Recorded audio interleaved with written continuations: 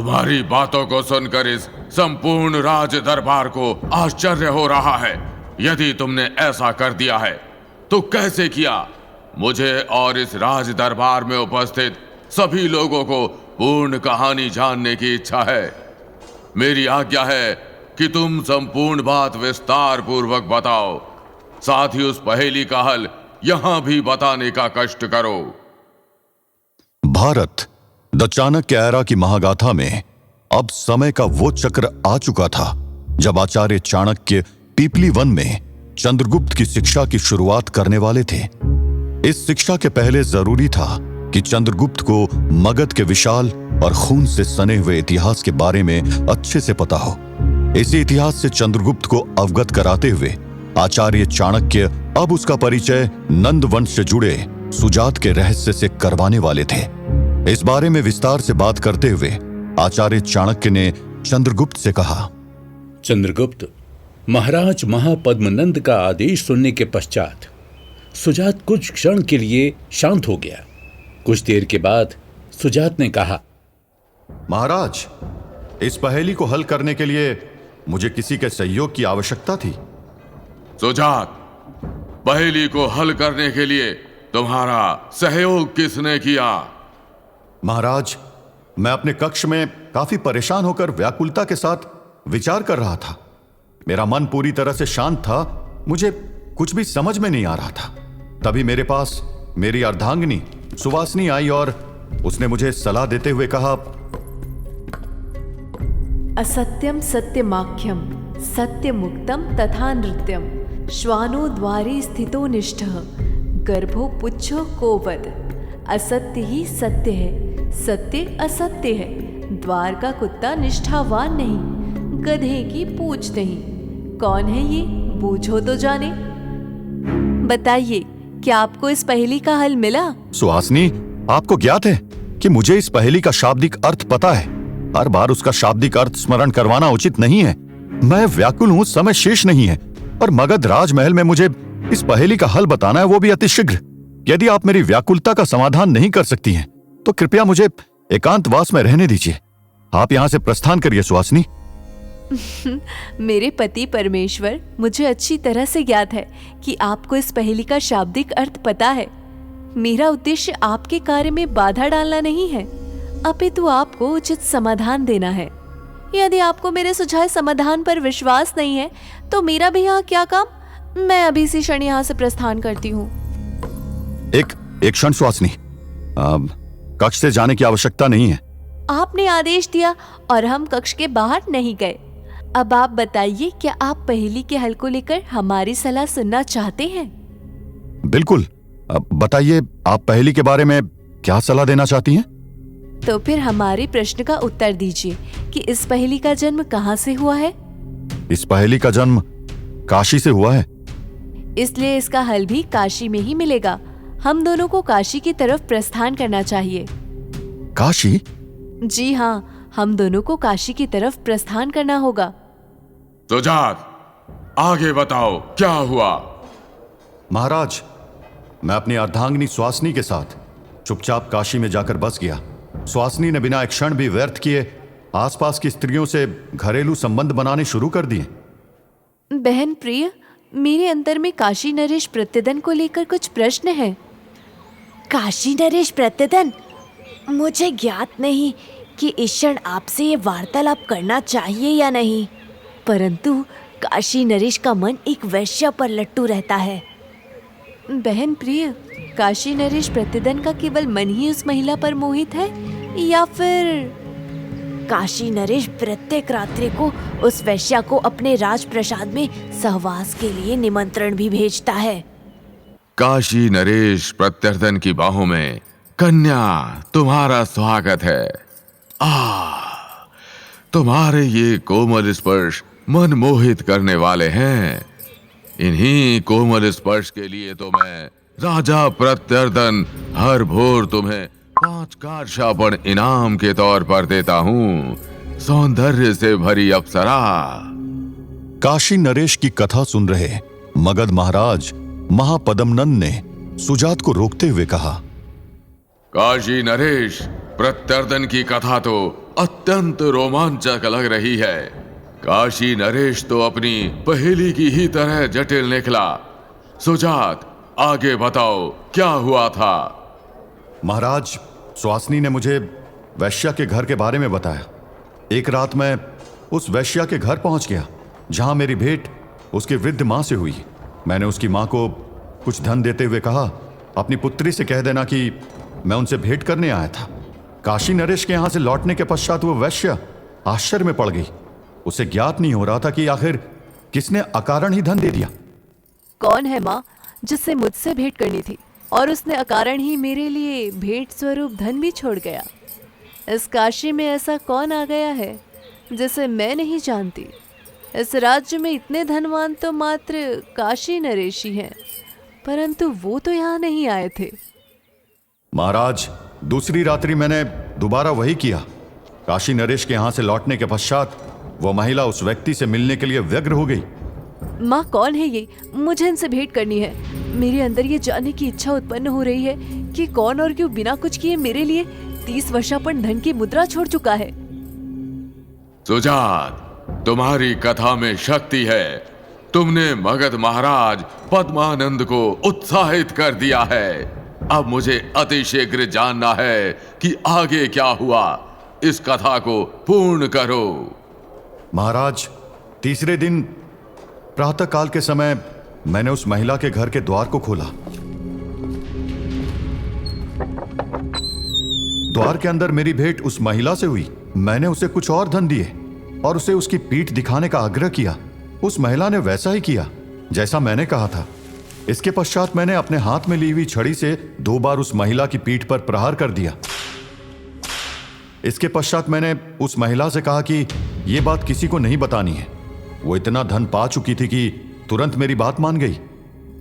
मुझे आपने इतना धन दिया है कि इसके लिए मैं 2 कोड़े या कई कोड़े दर्द को सह सकती हूँ। आप निश्चिंत रहिए। मैं इस कक्ष में क्या हुआ किसी को नहीं ज्ञात होने दूंगी। सुजात, आगे बताओ क्या हुआ। इस बात का काशी नरेश की उस पहेली से क्या संबंध है?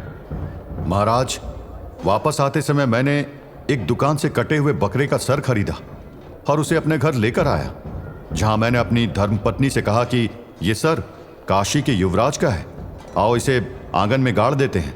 मेरी पत्नी ने सहयोग किया और मेरे मना करने के पश्चात भी ये बात उसने पड़ोसी महिला को बता दी। बहन प्रिय, काशी युवराज इस दुनिया में अब नहीं रहे। मैंने अपने नेत्रों से उनका कटा हुआ सर देखा था, परंतु मैंने तुमसे ऐसा कहा, किसी को मत बताना। काशी नरेश प्रत्येक रात्रि को उस वैश्या को अपनी राजप्रसाद में रहवास के लिए निमंत्रण भेजते हैं ना, ये उसी का श्राप लगा है। तुम निश्चिंत रहो, ये बात किसी को पता नहीं चलेगी। महाराज, वही हुआ जो होने वाला था। पड़ोसी महिला ने यह वार्तालाप दूसरी महिला से बताई, उसने तीसरी महिला से। इस तरह पूरे नगर में यह बात फैल गई कि काशी युवराज जीवित नहीं रहे। फिर अगले क्षण नगर के 2 सैनिक मेरे द्वार पर मुझे पकड़ने के लिए आ गए। मैंने उन्हें 10 काशापर्ण घूस में दिए। वो मुझे बिना बंदी बनाए ही लौट गए। परंतु अगले दिन मुझे काशी नरेश के राज दरबार में बंदी बनाकर पेश किया गया। मेरे ऊपर युवराज की मृत्यु का आरोप था। मुझे काशी नरेश ने मृत्यु दंड दे दिया था। काशी के युवराज की मृत्यु के दोषी को मात्र मृत्यु दंड ही मिलना चाहिए। काशी नरेश, मैं निर्दोष हूं। मैं आपसे सविनय निवेदन करता हूं कि मैं तो पाटलिपुत्र का सुजात हूं। मैं मगध सम्राट की तरफ से यहां आपकी भेजी गई पहेली का उत्तर लेकर आया हूं। क्या? मगध सम्राट की तरफ से पहेली का हल? जी काशी नरेश, वही पहेली जो आपने मगध राज दरबार में भेजी थी, वहां की बौद्धिक क्षमता की जांच करने के लिए। असत्य ही सत्य है, सत्य असत्य है। द्वार का कुत्ता निष्ठावान नहीं, गधे की पूछ नहीं। कौन है बुझो तो जाने। काशी नरेश, इस पहेली का हल ये रहा। सुजात, मैं यानी महाराज पद्मानंद जानने का इच्छुक हूं कि क्या था उस पहेली का हल। अगले एपिसोड में खुल जाएगा काशी नरेश की उस ऐतिहासिक पहेली का राज। साथ ही पता चलेगा कि आखिर सुजात का असली नाम और पहचान क्या है। ट्विस्ट, टर्न्स और थ्रिलर से भरपूर रहने वाला है अगला एपिसोड। साथ ही आचार्य चाणक्य की जिंदगी में जुड़ने वाला है एक और नया अध्याय। भारत की बनने की महागाथा यूं ही रहेगी जारी। इसीलिए सुनते रहिए आचार्य चाणक्य की महागाथा। 8.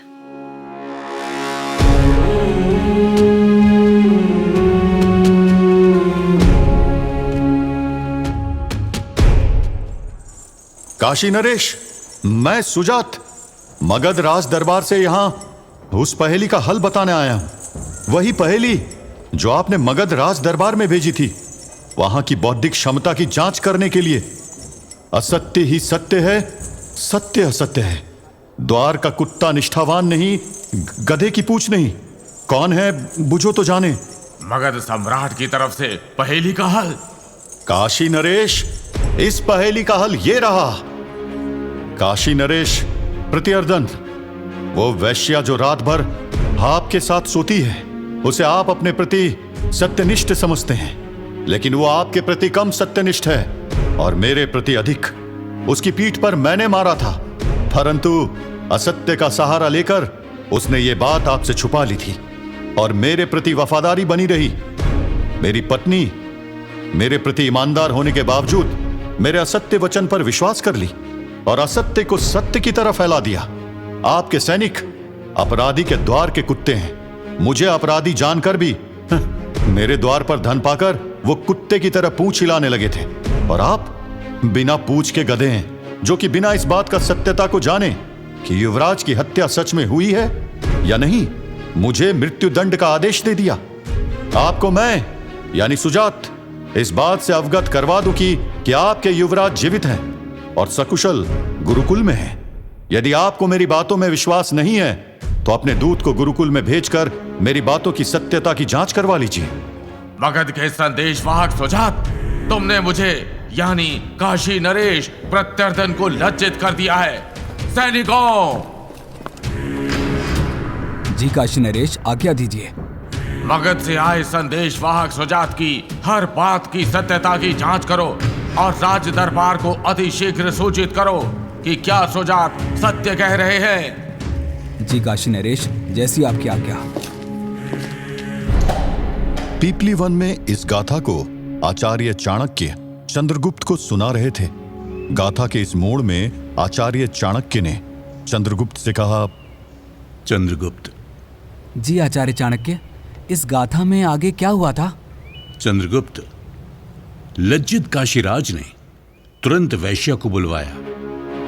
सैनिकों, हमारे साथ रात्रि में विश्राम करने वाली उस स्त्री को भी राज दरबार में लेकर आओ। चंद्रगुप्त उस स्त्री को राज दरबार में बुलाने के पश्चात एक दूत को युवराज का हाल चाल जानने के लिए गुरुकुल की ओर भेजा। समय अपनी गति से बीत रहा था। इसके पश्चात वो समय भी आया जब वो स्त्री राज दरबार में उपस्थित हुई। तुम शयन कक्ष में मेरे साथ रहती हो और मिथ्या भी मुझी से।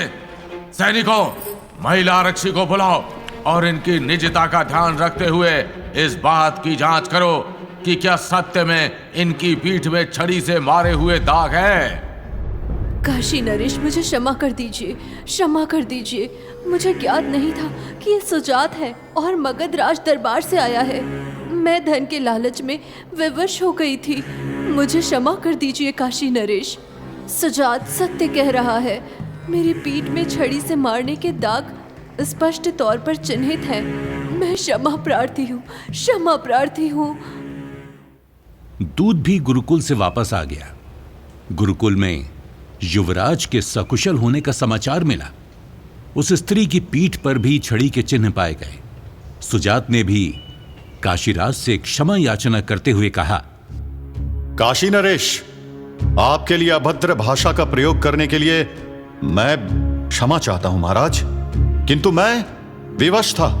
मुझे आपकी पहेली का उत्तर देना था और उस पहेली का उत्तर यही था। मैं आशा करता हूं कि मगध सम्राट की बौद्धिक क्षमता का अनुमान आपको हो गया होगा। साथ ही इस राज दरबार को आपकी बौद्धिक क्षमता का अनुमान भी लग चुका है। वत्स, इसके पश्चात काशी नरेश क्रोधित होकर रह गए। वो कुछ चाहकर भी कर नहीं पा रहे थे। काशी नरेश विवश थे। उन्होंने सुजात को काफी अधिक धन और सम्मान देकर काशी से विदा किया। मगध के संदेश वाहक सुजात, कुछ भी हो, परंतु हम आपकी बौद्धिक क्षमता से अत्यधिक प्रसन्न हुए। हमें अनुमान नहीं था कि मगध साम्राज्य में आप जैसे विद्वान भी हैं। इसलिए काशी नरेश की तरफ से सम्मान पूर्वक ये सारी भेंट स्वीकार करिए। काशी नरेश, आपके सम्मान और भेंट को मैं यानी सुजात हृदय पूर्वक स्वीकार करता हूं। मगध की भूमि वीरों की भूमि है। वहां बुद्धिमान व्यक्ति भी हैं और शूरवीर योद्धा भी। अब मुझे यहां से प्रस्थान करने की अनुमति दीजिए। आर्यव्रत की जय हो। वत्स, सुजात ने अपने अश्व की लगाम खींची और वहां से मगध की ओर प्रस्थान कर दिया। उसका अश्व वायु की वेग की भांति तीव्र गति में दौड़ रहा था। वो अपने मन में विचारों में खो चुका था। अब इस पूरे घटनाक्रम को मैं मगध महाराज महापद्मनंद को सुनाऊंगा। इसके पश्चात मुझे अमात्य की उपाधि तो दे ही देंगे। इस पहेली को हल करने में मेरा साथ मेरी अर्धांगिनी सुहासिनी ने दिया है। मैं अमात्य बनने के पश्चात। वत्स, सुजात ध्यान मग्न अवस्था में ही था कि अचानक वायु की गति से एक विशाल भाला आकर उसके अश्व के पांव में लगा। अश्व की गति बाधित हुई और सुजात का अश्व विस्थापित होकर भूमि पर गिर पड़ा।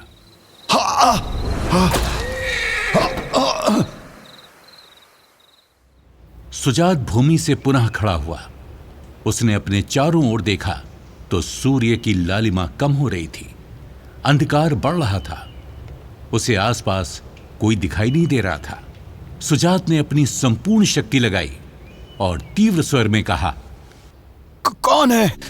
किसने मगध के पूर्व अमात्य नागदत्त के पुत्र सुजात के ऊपर छिपकर आक्रमण किया है? इसका परिणाम विध्वंस होगा। सामने आओ। कौन है? किसने मेरे अश्व के ऊपर भाले से आक्रमण किया है? किसे अपनी मृत्यु से प्रेम हो चुका है? सामने आओ। सुजात की दहाड़ सुनने के पश्चात सामने के अंधकार से एक विशालकाय शरीर का स्वामी माथे पर तिलक लगाए हुए हाथ में विशाल तलवार लेकर बाहर की ओर आया। मैं कौन हूं, क्यों हूं, यहां क्या करने आया हूं, कोई नहीं जानता।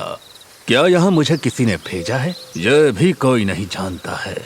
परंतु सुजात, तुम्हें बता दूं कि मैं इस विशाल काशी का अमात्य हूं और आज की रात्रि इस भूमि में तुम्हारे लहू की धारा बहेगी। जब तुम पहेली की आड़ लेकर काशी नरेश के प्रति अभद्र भाषा का प्रयोग कर रहे थे, तब मैं उसी राज दरबार में उपस्थित था। यदि तब काशी नरेश ने मुझे आज्ञा दी होती तो तुम्हारे शीश को आज चील कौवे नोच नोच के खा रहे होते। परंतु तब मैं राज दरबार की परिभाषा से बंधा हुआ था और उसी क्षण मैंने विचार कर लिया था कि सुजात, तुम काशी से वापस जीवित नहीं जाओगे। काशी के अमात्य तुम मेरे यानी नागदत्त के पुत्र सुजात के इतिहास से परिचित नहीं हो, तभी मेरी मृत्यु की कामना लिए यहां स्वयं को भूमि में समाहित करने आ गए हो। मृत्यु से किसकी भेंट होने वाली है, इसका फैसला तो दो वीरों के युद्ध के पश्चात ही होगा। मैं यानी मगध साम्राज्य का सुजात इसी क्षण अपनी मयान से तलवार बाहर निकाल रहा हूं। कर्मण्येवाधिकारस्ते मा फलेषु कदाचन। कर्म पर ही मेरा अधिकार है, कर्म के फलों में कभी नहीं। काशी के अमात्य, आगे बढ़ो और मुझसे युद्ध करो। ये मेरी तरफ से युद्ध का आह्वान है, आगे बढ़ो। मेरी तलवार की भूख तुम्हारे लहू से ही समाप्त होगी। युद्ध के लिए आगे बढ़ो।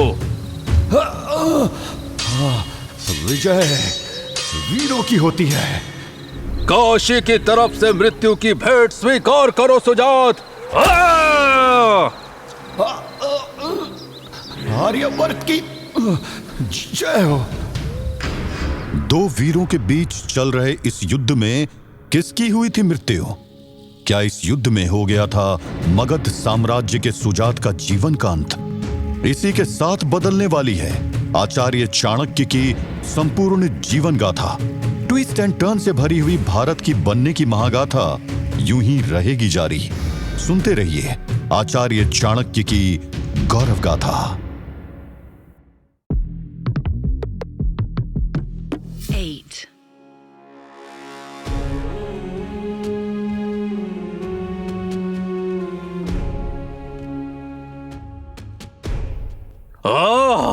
मेरी तलवार की भूख तुम्हारे लहू से ही समाप्त होगी। युद्ध के लिए आगे बढ़ो।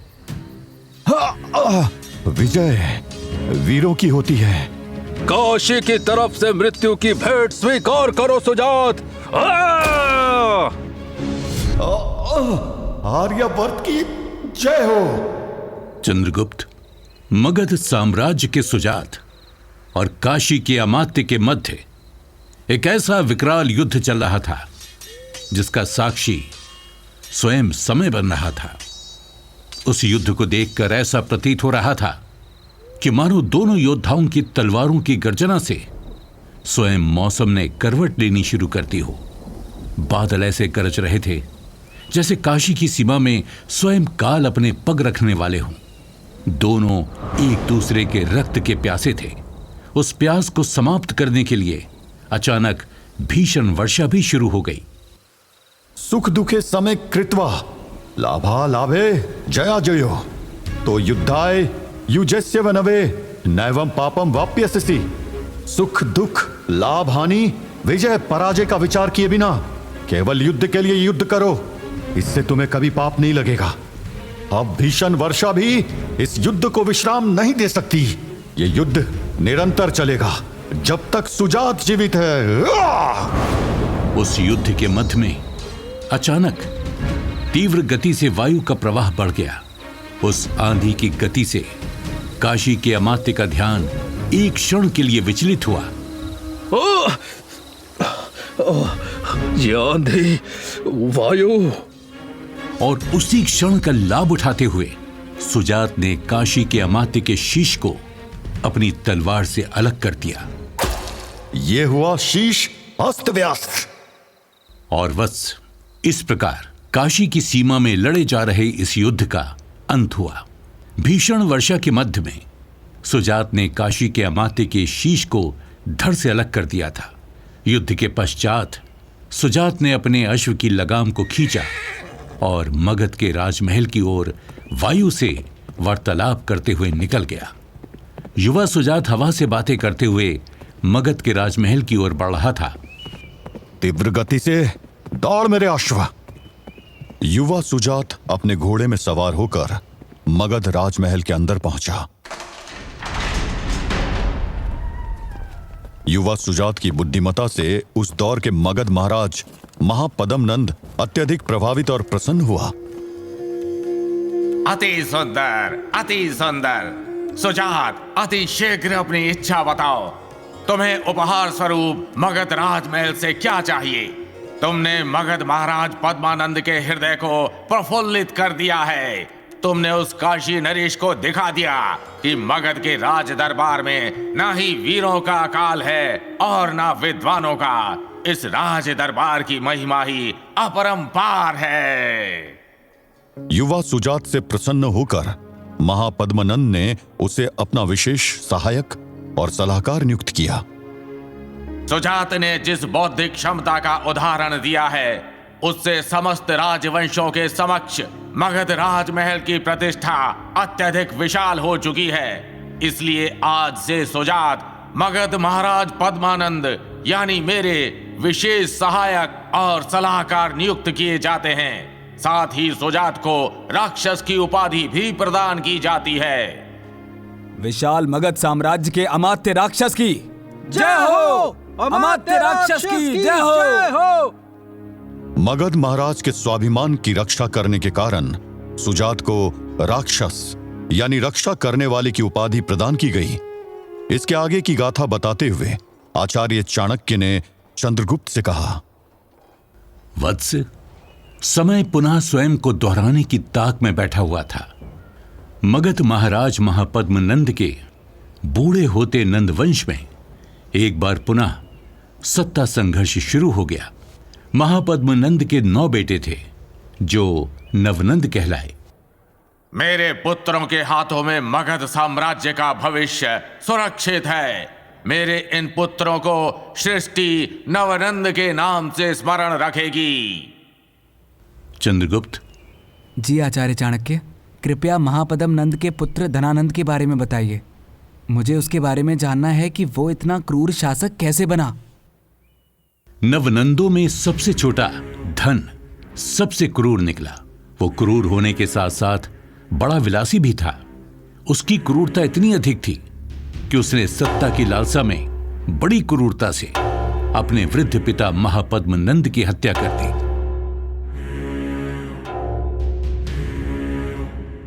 अब यहां से विशाल मगध साम्राज्य की गाथा स्वयं धनानंद के हाथों में आने को मचल रही है। ये बागडोर तब तक मेरे हाथों में नहीं आएगी जब तक मेरे पिता ये वृद्ध महाराज पद्मानंद जीवित हैं। इन्हें अपने पुत्र धनानंद के लिए मृत्युशैया पर विश्राम करना ही होगा। महापद्मानंद का समापन हुआ। दिवंगत यात्रा शुभ हो पिताश्री। वत्स, धनानंद की क्रूरता यही नहीं रुकी। उसने इसके पश्चात अपने सभी ज्येष्ठ भाइयों की भी हत्या कर दी। एक एक करके सभी को मृत्युशैया पर विश्राम करना होगा। या सभी की हत्या करने के पश्चात धनानंद मगध के राज सिंहासन पर मगध का सर्वेश्वर महाराज बनकर स्थापित हो गया। इसी के साथ उसने घोषणा करते हुए कहा, आज से विशाल मगध साम्राज्य में धन का राज चलेगा और ये सृष्टि मुझे मगध महाराज धनानंद के नाम से स्मरण रखेगी।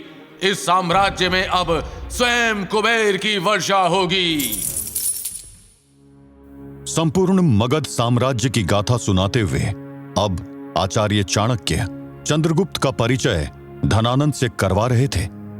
इस संपूर्ण गाथा को सुनते सुनते अचानक ही चंद्रगुप्त ने आचार्य चाणक्य से सवाल किया, आचार्य, मेरे मन में एक प्रश्न उमड़ रहा है। वत्स, बताओ तुम्हारे मन में क्या प्रश्न है? आचार्य, क्रूर शासक धनानंद के कार्यकाल में सुजात की क्या भूमिका थी? उसके साथ क्या हुआ था? वत्स चंद्रगुप्त, सुजात। हाँ आचार्य, बताइए ना सुजात की भूमिका के बारे में। क्योंकि सुजात ने जिस प्रकार काशी के अमात्य को युद्ध में परास्त किया था।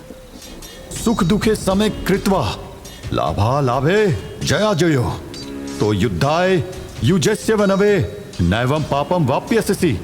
सुख दुख लाभ हानि विजय पराजय का विचार किए बिना केवल युद्ध के लिए युद्ध करो, इससे तुम्हें कभी पाप नहीं लगेगा। अब भीषण वर्षा भी इस युद्ध को विश्राम नहीं दे सकती। ये युद्ध निरंतर चलेगा जब तक सुजात जीवित है। आचार्य चाणक्य, इसका अर्थ है कि सुजात पराक्रमी भी था। क्या उसने महापद्म नंद का साथ नहीं दिया? वो मगध के सत्ता संघर्ष में किसके पक्ष में था? बताइए ना आचार्य चाणक्य। वत्स चंद्रगुप्त, सुजात वीर और पराक्रमी के साथ साथ अत्यधिक चतुर भी था।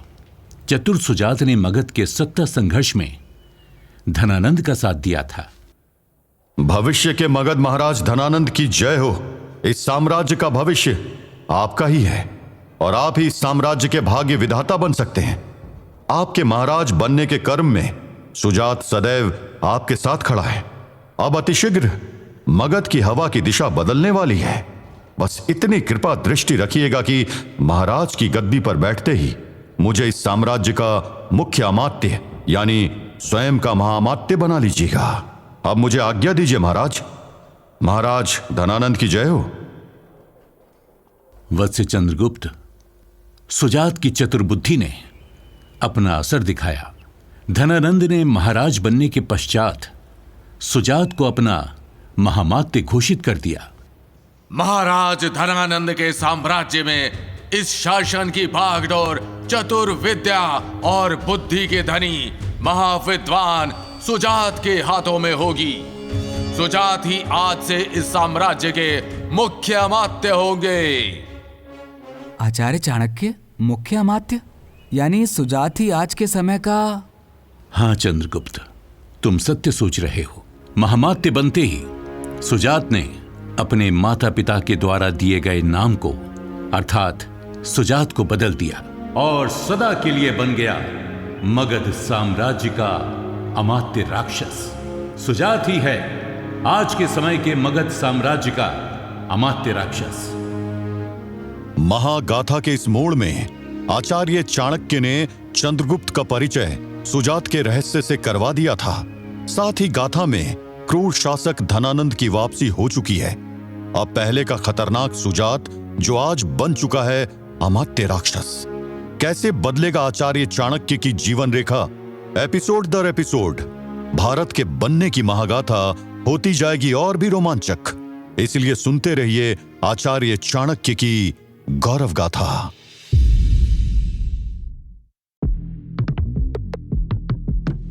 Eight.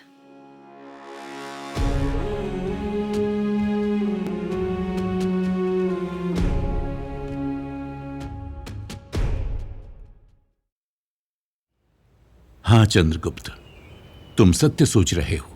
महामात्य बनते ही सुजात ने अपने माता पिता के द्वारा दिए गए नाम को अर्थात सुजात को बदल दिया और सदा के लिए बन गया मगध साम्राज्य का अमात्य राक्षस। सुजात ही है आज के समय के मगध साम्राज्य का अमात्य राक्षस। आचार्य, इसका मतलब सुजात ही आज के समय का अमात्य राक्षस है? वही अमात्य राक्षस जो मगध से पीपली वन की तरफ आपकी तलाश में आ रहा है। वही अमात्य राक्षस जिसके शिविर में आपके गुप्तचर जीव सिद्धि गए हुए हैं। हाँ चंद्रगुप्त, तुम सत्य कह रहे हो। ये वही अमात्य राक्षस है जिसके शिविर में इस समय हमारे गुप्तचर जीव सिद्धि मौजूद हैं। पीपली वन में आचार्य चाणक्य ने चंद्रगुप्त का परिचय संपूर्ण मगध के इतिहास से करवा दिया था। साथ ही चंद्रगुप्त और उसकी मां मुरा को सुजात के रहस्य से भी अवगत करवा दिया था। इसी बीच पीपली वन की कुटिया के अंदर मौजूद वृद्ध शक्टार ने चंद्रगुप्त और मुरा से कहा, देवी मूरा और वत्स चंद्रगुप्त, सुजात यानी वर्तमान के अमात्य राक्षस ने मेरी ही पुत्री सुवासिनी से विवाह किया था। समय की क्रीड़ा कुछ ऐसी है कि जो अमात्य राक्षस अपनी संपूर्ण सेना के साथ हमारी तलाश में पिपली वन की तरफ आ रहा है वो मेरा ही पाहुन है। देवी मूरा, तुम्हारी दुर्दशा के प्रतिशोध का समय चक्र आ चुका है। चंद्रगुप्त के जन्म से पूर्व से लेकर उसके जन्म के पश्चात तक तुमने जो जो कष्ट भोगे हैं, अब सब कष्टों के निवारण का समय काल आ चुका है। ये महागाथा अब भूतकाल से वर्तमान में लौट चुकी है। कहानी के इस मोड़ में वृद्ध शक्टार ने चंद्रगुप्त की मां मुरा से उसके साथ बीते कष्ट की बात की है। आखिर धनानंद ने मुरा के साथ ऐसा क्या किया था जिसके बारे में वृद्ध शक्टार बात कर रहे थे? चंद्रगुप्त की मां मुरा और मगध के क्रूर शासक धनानंद को लेकर एक कथा प्रचलित है। इस समय उस कथा का जिक्र होना जरूरी है। इतिहास के लेखक त्रिलोकनाथ पांडे ने उस कथा के बारे में अपनी किताब में लिखा है कि मौर्य नगर, जिसे कई लोग पीपली वन के नाम से भी जानते हैं, वहीं एक कुटिया में एक महिला रहा करती थी। जब उस कुटिया में आचार्य चाणक्य और वृद्ध शक्टार पहुंचे तो वो काफी ज्यादा डर गई थी। शुरू में उसे लगा कि ये दोनों भी मगध महाराज धनानंद के गुप्तचर हैं, लेकिन बहुत समझाने के बाद महिला मुरा को यकीन हुआ कि ये गुप्तचर नहीं बल्कि उसके हितैषी हैं। इसके बाद मुरा ने आचार्य चाणक्य को अपनी आप बीती सुनाई। त्रिलोकनाथ पांडे की रिसर्च पेपर्स में वो आप बीती कुछ ऐसी थी। ब्राह्मण भद्र, कभी मैं भी मगध राजमहल में भ्रमण किया करती थी। मेरी पायल की ध्वनि भी उस राजमहल की दीवारों से टकराकर वातावरण में मिल जाया करती थी। मैं महाराज धनानंद की तांबुल करंक वाहिनी थी। यहां पर मुरा ने एक शब्द का उपयोग किया, तांबुल करंक वाहिनी।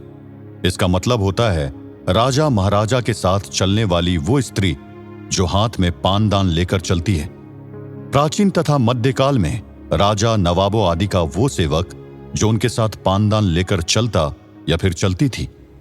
महाराज धनानंद के नेत्र और मनसा मुझे लेकर कभी भी सत्य नहीं थे। मुझे क्या, महाराज धनानंद इतना अधिक कामुक और विलासी है कि वो हर एक स्त्री को कामुक नेत्र से ही देखता था। उसने ऐसा ही मेरे साथ भी करना शुरू किया।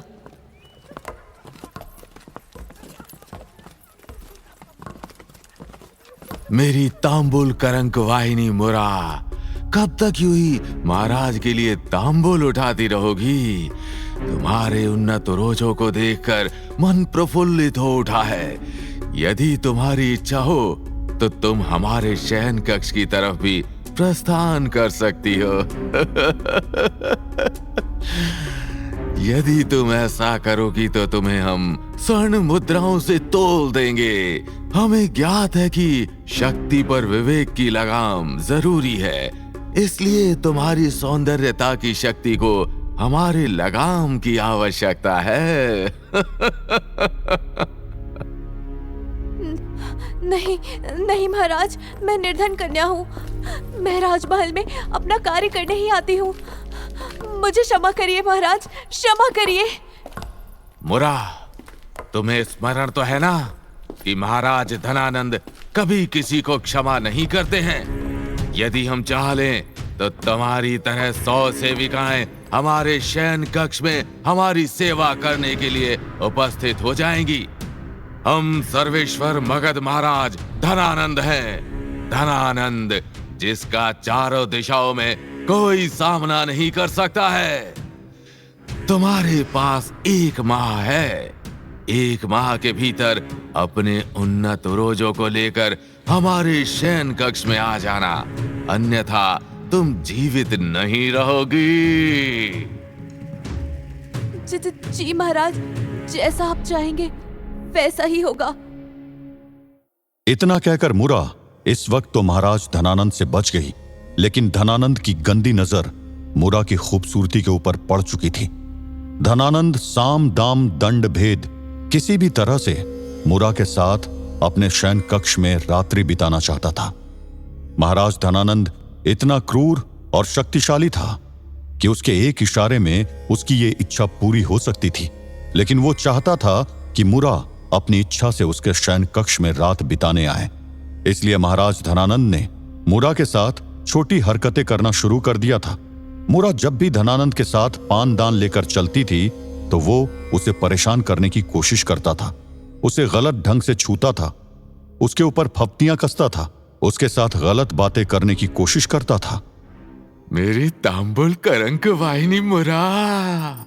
नहीं नहीं नहीं महाराज। इतना कुछ सहने के बाद भी मुरा इसकी चर्चा अपने प्रेमी प्रवीर से नहीं करती थी। प्रवीर महाराज धनानंद की ही सुरक्षा टुकड़ी का नायक था। मुरा, क्या तुम्हें ज्ञात है कि मैं अब महाराज धनानंद की सुरक्षा टुकड़ी के नायक के पद पर आ चुका हूँ। अब तुम्हें इस मगध साम्राज्य में किसी से भी भयभीत होने की आवश्यकता नहीं है। प्रवीर, क्या तुम सत्य कह रहे हो? मुझे इस मगध साम्राज्य में किसी से भयभीत होने की आवश्यकता नहीं है, महाराज धनानंद से भी नहीं। क्या महाराज धनानंद? तुम ऐसा क्यों कह रही हो मुरा? क्या महाराज ने तुमको कुछ कहा? क्या तुम मुझसे कुछ छुपा रही हो? क्या तुम किसी संकट में हो मुरा? नहीं ना, नहीं, ऐसा कुछ नहीं है। तुम्हारे होते हुए मैं किसी संकट में कैसे हो सकती हूँ प्रवीर? तुम तो अब इस साम्राज्य के सुरक्षा नायक हो। भला कोई सुरक्षा नायक की प्रेयसी को कैसे संकट में डाल सकता है? शाही सेना में तुम्हारी उन्नति देखकर मैं अत्यधिक प्रसन्न हूँ। मुरा किसी भी कीमत में अपने प्रेम को संकट में नहीं डालना चाहती थी। प्रवीर को अपने गले से लगाते हुए मुरा अपने ख्यालों में खो गई। कुछ भी हो जाए, मैं प्रवीर के प्राणों को संकट में नहीं डाल सकती हूँ। यदि मैंने अभी प्रवीर से कुछ भी कहा तो वो महाराज धनानंद पर क्रोध करेगा और महाराज उसे मृत्यु दंड दे देंगे। नहीं नहीं, मैं प्रवीर से कुछ भी नहीं कहूंगी, भले ही मुझे अपने प्राणों को न्यौछावर ही करना क्यों ना पड़े, परंतु मैं अपने प्रेम को संकट में नहीं डाल सकती हूँ। दोनों प्रेम में थे। दोनों को एक दूसरे की भावनाओं के बारे में अच्छे से पता था। शाही सेना का सुरक्षा नायक प्रवीर ने भी उसी समय अपने मन में सोचा, भले ही मूरा मुझसे कुछ भी नहीं कह रही है, परंतु वो किसी न किसी बड़े संकट में अवश्य है। क्या महाराज धनानंद ने मूरा के साथ कुछ किया है? मुझे अत्यंत प्रत्यंत इस बात का पता लगाना ही होगा। मगध राजमहल में समय अपनी रफ्तार से बीत रहा था और एक शाम वो घड़ी भी आ गई जिसका डर मूरा को कई दिनों से था। उस शाम कुछ अजीब सा माहौल था। महल में चारों तरफ हद से ज्यादा शांति नजर आ रही थी। राजमहल की अजीब सी शांति मूरा को किसी आने वाले बड़े खतरे की आहट दे रही थी। आज राजमहल में किसी के दर्शन क्यों नहीं हो रहे हैं? प्रवीर भी नहीं दिख रहा है। इतनी शांति तो पहले कभी नहीं हुआ करती थी। अब मुझे भी यहाँ से प्रस्थान करना चाहिए। हे ईश्वर, मुझे इतना भय क्यों लग रहा है? हे ईश्वर, इस पक्षी की आवाज इतनी भयानक थी। मेरे पग थक जाएंगे, परंतु इस विशाल महल का रास्ता समाप्त नहीं होगा। अब आगे तो महाराज धनानंद का कक्ष आने वाला है। मुझे इतना भय क्यों लग रहा है? आज क्या होगा मेरे साथ? हे ईश्वर, मेरी रक्षा करना। आगे महाराज धनानंद का शयन कक्ष आने वाला है। मूरा डरते हुए मगध राजमहल में आगे बढ़ रही थी। तभी अचानक क्रूर शासक महाराज धनानंद का शयन कक्ष आया। मूरा कुछ समझ पाती कि अचानक महाराज धनानंद के शयन कक्ष का बड़ा सा दरवाजा खुला।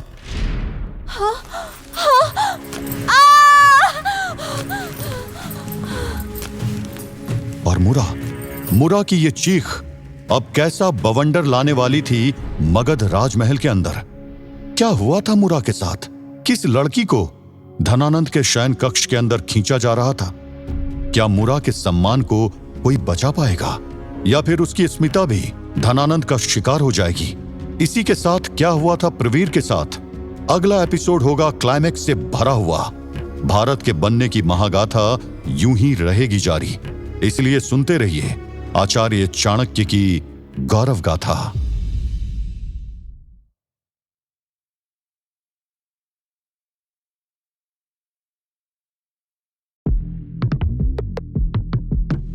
Eight.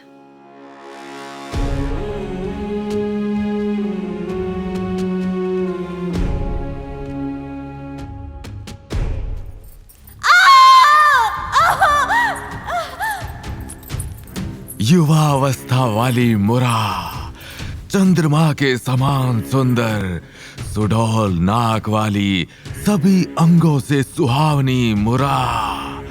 तुम्हें 1 माह का समय दिया था, परंतु तुम मेरे शयन कक्ष में नहीं आई। लो, आज मैं स्वयं तुम्हें अपने शयन कक्ष में खींच कर ले आया। महाराज, महाराज, कृपा करिए, कृपा करिए। मूरा को धनानंद की आंखों से छलकती हुई हवस साफ तौर पर नजर आ रही थी। मूरा को अनजान खतरे का भी आभास हो चुका था। उसने अपने मन में सोचा, हे ईश्वर, मेरी रक्षा करिए। कहाँ है आप प्रवीर? कहाँ है आप? मेरी रक्षा करिए। ये राक्षस की तरह दिखने वाला महाराज धनानंद आज मेरी अस्मिता को धूमिल कर देगा। मूरा को समझ में आ चुका था कि अब उसकी अस्मिता को धनानंद से खतरा है। वो धनानंद से बचने के लिए पीछे की तरफ हट रही थी। महाराज, क्षमा करिए, क्षमा करिए। समीपा मुरा, तुझे क्षमा कर देता हूं। क्रूर शासक धनानंद ने चिल्लाते हुए किसी राक्षस की तरह मूरा के ऊपर झपट्टा मारा। मूरा पीछे हटी। नहीं, क्या कर रहे हैं महाराज? समीपा मुरा, तुझे क्षमा कर देता हूं। मगध के क्रूर शासक धनानंद की पहली कोशिश नाकामयाब हुई।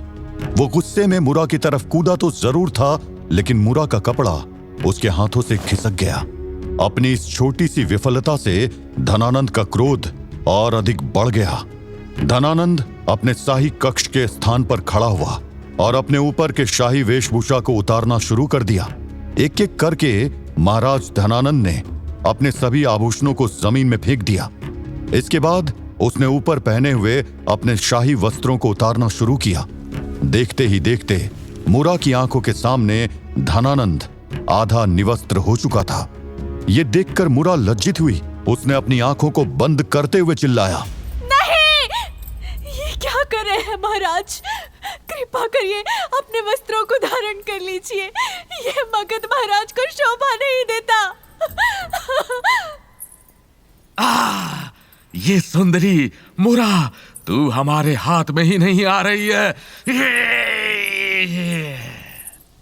मुरा, मुझे केवल तुम्हारे साथ रात्रि ही शोभा देती है। क्या मैं तुम्हारे सुंदर मुख का आनंद नहीं ले सकता जो मुनियों के हृदय को मोह लेता है?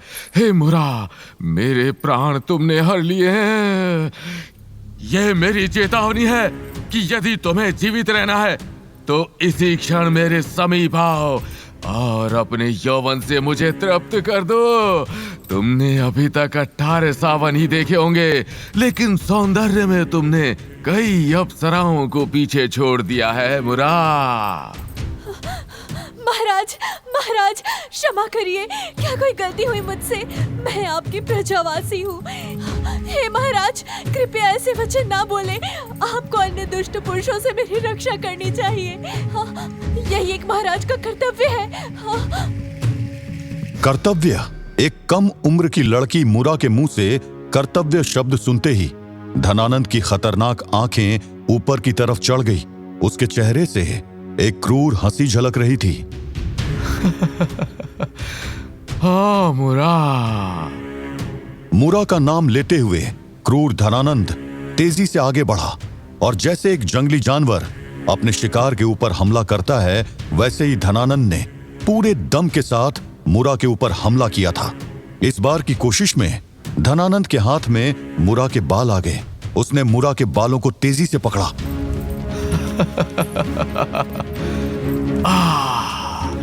ये केश अब आए हैं मेरे हाथ में। अब तुम्हें ज्ञात होगा कि सर्वेश्वर महाराज धनानंद कौन है। चल आगे।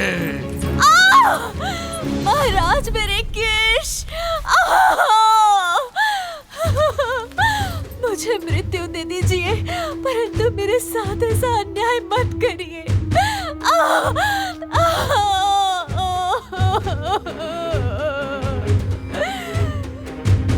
अपनी सौंदर्यता पर इठलाती है। आज बताता हूं तुझे। कल्पना कीजिए, भारतीय इतिहास के इतने बड़े साम्राज्य का महाराज धनानंद आधी नग्न अवस्था में एक 18 से 20 साल की लड़की को अपने शयन कक्ष के अंदर उसके बालों से पकड़कर बुरी तरह से बर्बरता दिखाते हुए खींच रहा था। धनानंद मुरा के ऊपर इतने तरीके से अत्याचार कर रहा था कि मुरा के पांव की पायल के साथ उसके शरीर के गहने भी एक एक करके जमीन में गिरने लगे। मुरा का पूरा शरीर बुरी तरह से घायल हो चुका था। उसके शरीर से खून किसी धारा की तरह बह रहा था।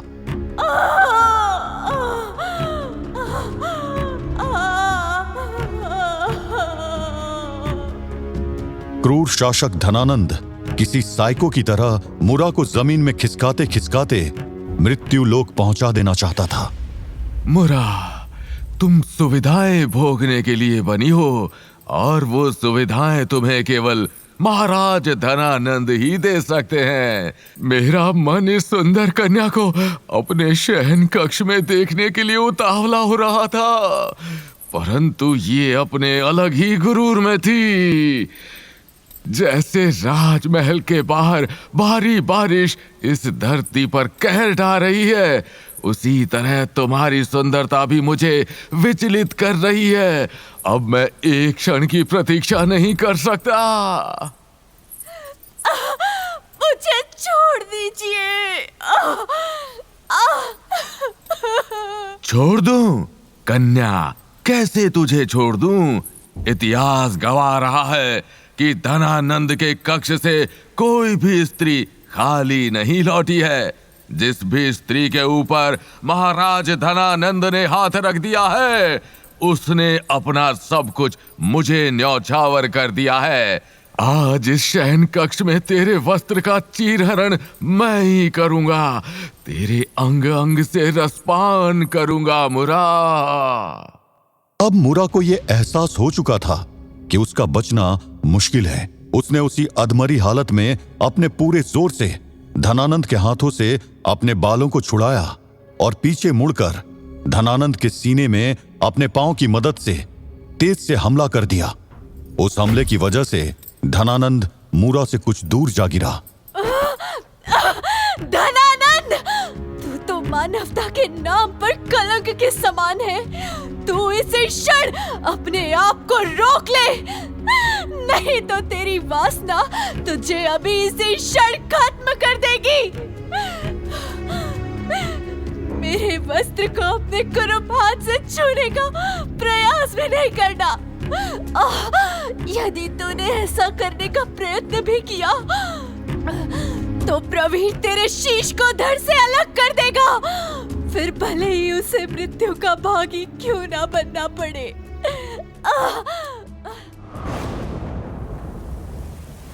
जब जब धर्म की हानि होती है तब तब परमेश्वर आते हैं। जब जब अधर्म बढ़ता है तब तब परमेश्वर साकार रूप से लोगों के सम्मुख प्रकट होते हैं। सज्जन लोगों की रक्षा के लिए वो स्वयं आते हैं। दुष्टों का विनाश करने के लिए, धर्म की स्थापना के लिए परमेश्वर आते हैं और युग युग में जन्म लेते हैं। तू भी प्रतीक्षा कर धनानंद, तेरे वंश के विनाश के लिए भी परमेश्वर ने जन्म ले लिया है। जिस प्रकार तूने मेरी आत्मा का सर्वनाश किया है, उसी प्रकार शीघ्र ही तेरा संपूर्ण कुल समाप्त हो जाएगा। ये एक निर्धन कन्या का श्राप है।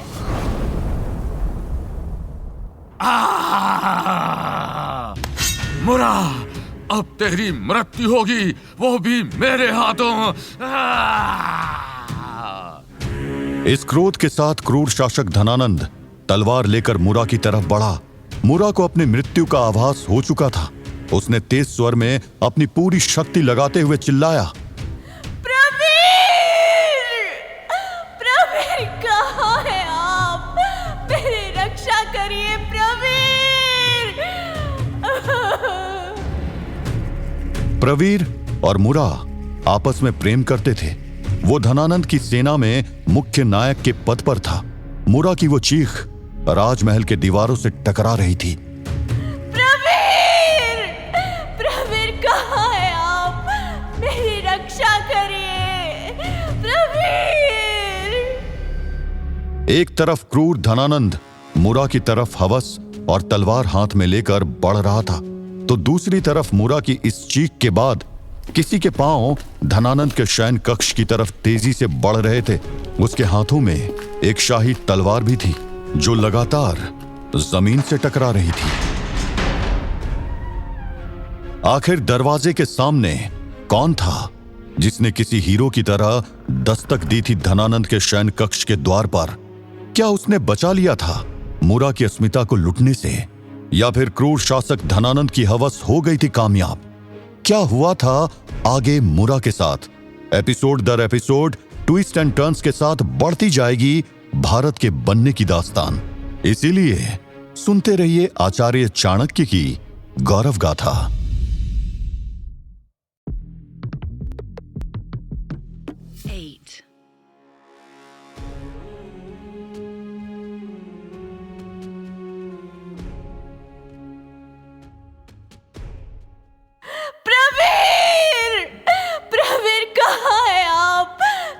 रक्षा करिए प्रवीर! मगध का क्रूर महाराज धनानंद अपने हाथ में तलवार और आंखों में हवस लेकर अपने शयन कक्ष में मुरा की तरफ बढ़ रहा था। तभी उसके शयन कक्ष के बाहर किसी के आने की आहट हुई। धनानंद कुछ समझ पाता कि आए हुए आदमी ने शयन कक्ष के दरवाजे को जोर से धक्का दिया। दरवाजा खुल गया। यह आदमी कोई और नहीं बल्कि मुरा का प्रेमी और नंद वंश का सुरक्षा बल का नायक प्रवीर था। प्रवीर की आंखों के सामने उसकी प्रेयसी मुरा, जिसके कपड़े नोचे गए थे, जिसके पांव की पायल टूटी हुई थी जिसके साथ जबरदस्ती करने की कोशिश हुई थी, और ये जबरदस्ती किसी और ने नहीं बल्कि प्रवीर के महाराज धनानंद ने की थी। धनानंद की नजर अपने सुरक्षा बल के नायक प्रवीर के ऊपर पड़ी। उसे उसकी काम वासना पर विघ्न डालना पसंद नहीं आया। धनानंद ने गुस्से में कहा,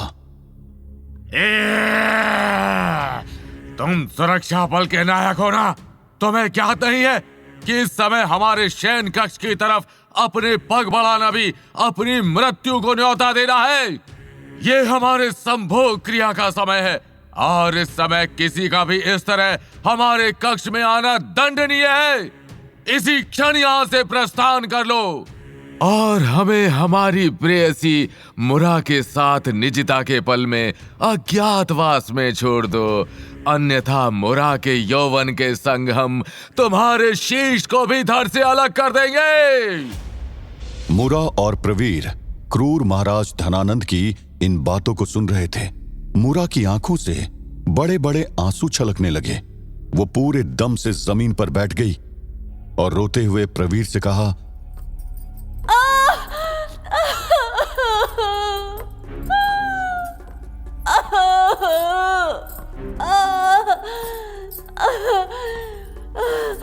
प्रवीर, देखो ना, तुम्हारे प्रिय से बुरा के संग क्या हुआ।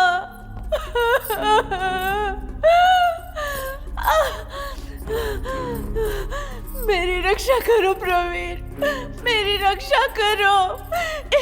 ये राक्षस मुझे जीवित नहीं छोड़ेगा। मुझे यहाँ से ले चलिए।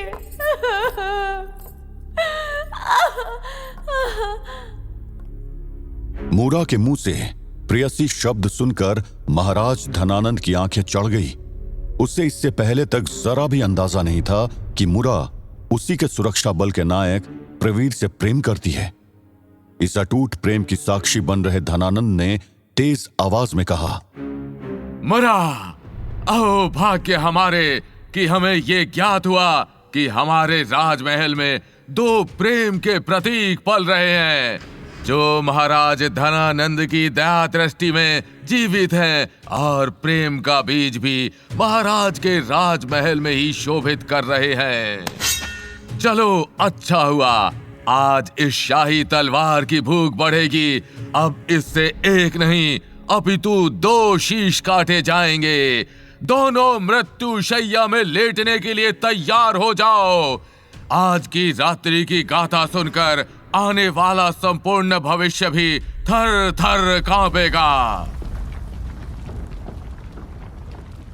प्रवीर धनानंद के शयन कक्ष के द्वार के अंदर खड़े होकर अपनी प्रेयसी मुरा की हालत देख रहा था और साथ ही महाराज धनानंद की सारी बातों को चुपचाप सुन रहा था।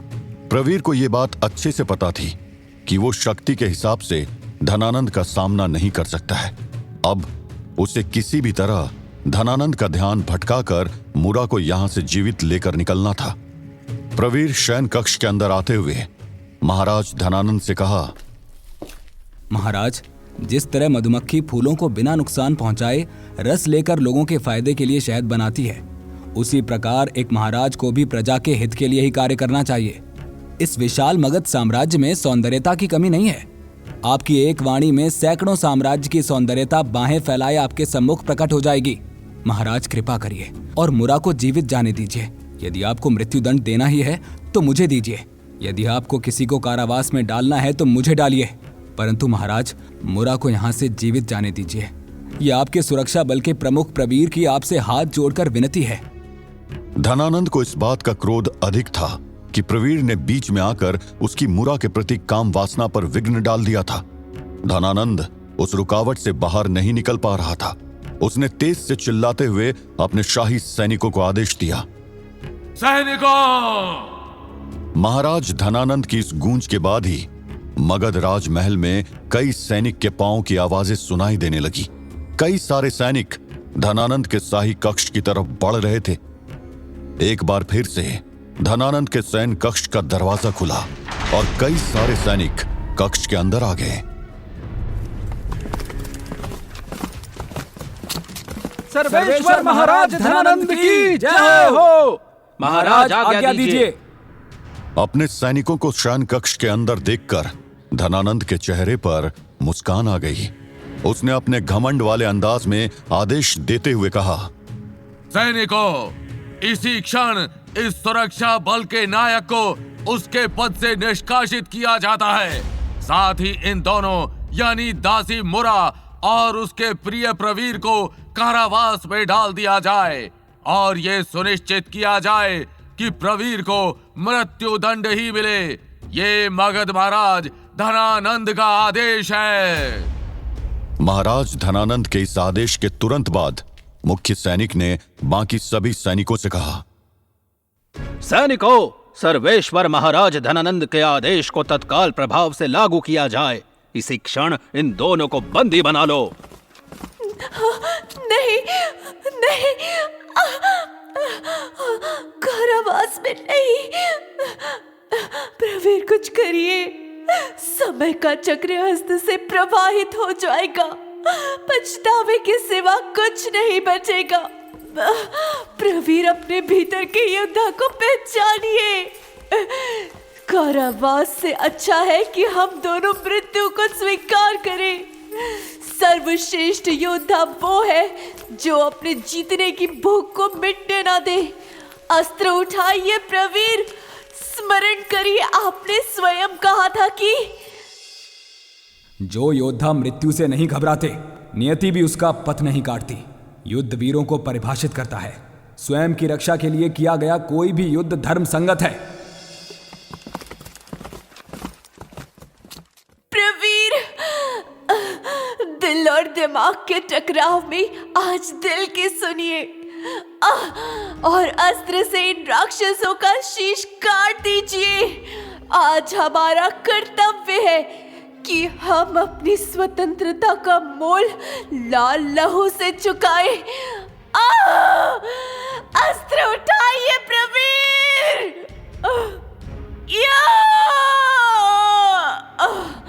अरे दल कांप गया ऋण में। स्मरण रखना, अंतिम सांस तक लड़ी थी वो। अपनी प्रेयसी मुरा की हिम्मत देखकर प्रवीर ने भी अपनी मयान से तलवार बाहर निकाली और अकेले ही सभी सैनिकों के ऊपर टूट पड़ा। हमने लौटाए दुश्मन सर झुकाए, मात खाए। या! कुछ विचित्र थी उनकी कहानी। प्रेम के लिए प्राण आहुति देने की ठानी। इन दोनों के शीश काट दो। एक अबला स्त्री वीर योद्धा भी बन सकती है। ये सोच रहा था कि 20 साल की बाली उम्र में स्वर्ग सिधार जाऊंगी। तन मन धन सब कुछ दे डाला, अंतर मन से कभी न हारी। मगध राजमहल के अंदर एक छोटा सा युद्ध लड़ा जा रहा था। घायल होकर भी मुरा ने कई सैनिकों को ढेर कर दिया था। अपने प्रेम की स्मिता के लिए प्रवीर भी लगातार अपना युद्ध कौशल दिखा रहा था। धनानंद, स्मरण रखना कि दोनों संघर्ष की हर राह पर चले थे और बलिदान भी क्या खूब दिया था। दुश्मनों से तो हार छोड़ ही दो, वो खुद से कभी न हारे थे। या! चलते हुए युद्ध के समय ही अचानक मुरा ने जोर से प्रवीर का नाम लेते हुए उसे आवाज दी। प्रवीर! सुभद्रा कुमारी चौहान ने लिखा था कि सिंहासन हिल उठे, राजवंशों ने भ्रिकुटी तानी थी, बूढ़े भारत में भी आई फिर से नई जवानी थी। इस युद्ध के साथ ही धनानंद के सिंहासन के प्रति युद्ध रूपी विरोध की शुरुआत हो चुकी थी। लेकिन युद्ध के बीच में मुरा क्यों दी थी तेज से प्रवीर को आवाज? तलवार की धार से किसका धड़ हो गया था अलग? आगे क्या किया था क्रूर शासक धनानंद ने? आखिर कैसे लिखी गई थी अखंड भारत के बनने की विशाल पटकथा? इन सभी रात से उठेगा पर्दा। इसलिए सुनते रहिए आचार्य चाणक्य की गौरव गाथा।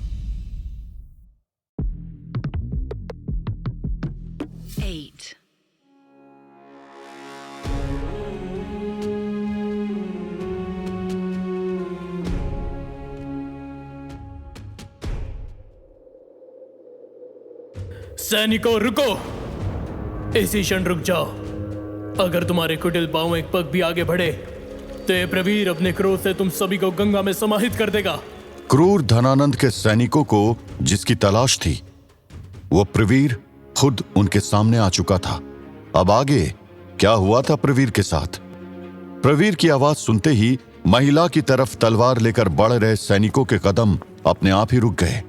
सभी सैनिकों ने पीछे मुड़कर देखा तो खाली हाथ मगर किसी योद्धा की तरह दिखने वाला प्रवीर, मगध सुरक्षा नायक और वर्तमान में मुरा का पति प्रवीर खड़ा हुआ था। प्रवीर को देखते ही सैनिकों के सरदार समेत सभी सैनिकों के चेहरे पर खुशी की लहर दौड़ गई। सैनिकों के सरदार ने हंसते हुए कहा, अहो भाग्य हमारे, संपूर्ण मगध की सेना को जिसकी प्रतीक्षा थी, वो प्रवीर स्वयं हम लोगों के सामने आकर किसी योद्धा की भांति खड़ा हुआ है। इतना सुनते ही प्रवीर ने कहा, मगध राज दरबार के क्रूर सैनिकों, मुझे अकेला देखकर परेशान मत हो। वन का राजा शेर भी अकेले शिकार करने के लिए निकलता है। स्मरण रखना, विपत्ति जब आती है कैर को ही दहलाती है। योद्धा नहीं विचलित होते, आओ युद्ध करो। राष्ट्रकवि रामधारी सिंह दिनकर ने कहा था, सूरमा नहीं विचलित होते, क्षण एक नहीं धीरज खोते। विघ्नों को गले लगाते हैं, कांटों में राह बनाते हैं। उस समय प्रवीर को देखकर भी यही लग रहा था। उसे पता था कि मौत उसके सामने खड़ी हुई है। विशाल मगध साम्राज्य के सैकड़ों सैनिक हाथ में खतरनाक अस्त्र शस्त्र लिए हुए उसके सामने खड़े हुए हैं। फिर भी उसने अपनी जान की परवाह नहीं की और उस अनजान कन्या की जान बचाने के लिए एक योद्धा की भांति सभी के सामने आकर खड़ा हो गया। प्रवीर की आवाज सुनकर उसकी तरफ धनानंद का एक विशालकाय शरीर वाला सैनिक हाथ में नुकीला हथियार लेकर प्रवीर की तरफ गुस्से में तेज आवाज से चिल्लाते हुए दौड़ा। या मगध साम्राज्य की जय हो। प्रवीर! जैसे वो राक्षस की तरह दिखने वाला विशाल सैनिक चिल्लाते हुए प्रवीर के पास पहुंचा, प्रवीर थोड़ा नीचे की तरफ झुका, जिससे उस सैनिक का वार खाली चला गया।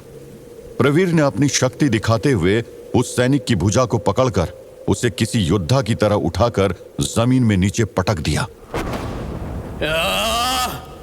पर्वत के जाते पांव खड़, मानव जब जोर लगाता है पत्थर भी पानी बन जाता है। यह गए तुम भूमि के भीतर। प्रवीर की शक्ति का अंदाजा मगध के सैनिकों को पहले से था।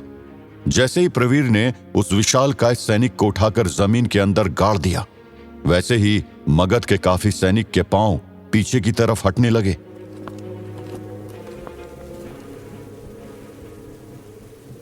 आओ वीर योद्धाओं, मेरे समक्ष आओ। जब तक जीवित रहूंगा तब तक क्रूर धनानंद के एक एक सैनिक को मृत्युशय पर सदा के लिए सुला कर जाऊंगा। यह प्रेम के लिए लिया गया मेरा वचन है। हे ईश्वर, आज प्रवीर के अंदर प्राण फूंक दे, रण में काल फूंक दे। आज मेरे रक्त के बलिदान से आने वाली पीढ़ियों के अंदर क्रूर शासन के विद्रोह का बीज उत्पन्न होगा।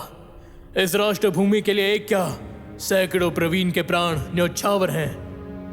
इतना कहते ही प्रवीर ने अपनी पूरी शक्ति के साथ धनानंद के सैनिकों को युद्ध के लिए ललकार दिया था। इस ललकार की साक्षी पाटलिपुत्र की आम जनता भी बन रही थी, लेकिन राजवंश के खिलाफ खड़े होने की किसी के अंदर भी हिम्मत नहीं थी। प्रवीर अकेले ही सैकड़ों सैनिकों से युद्ध कर रहा था, लेकिन एक अकेला योद्धा आखिर कब तक इतनी बड़ी शक्ति को संभाल सकता था? आखिरकार धनानंद के क्रूर सैनिकों ने प्रवीर को बंदी बना लिया। इसे कारावास में डाल दो। इतनी यातनाएं दो कि इसकी आने वाली पीढ़ी भी मगध की सेना को स्मरण रखे। इसको मृत्यु दंड तो स्वयं महाराज धनानंद ही देंगे।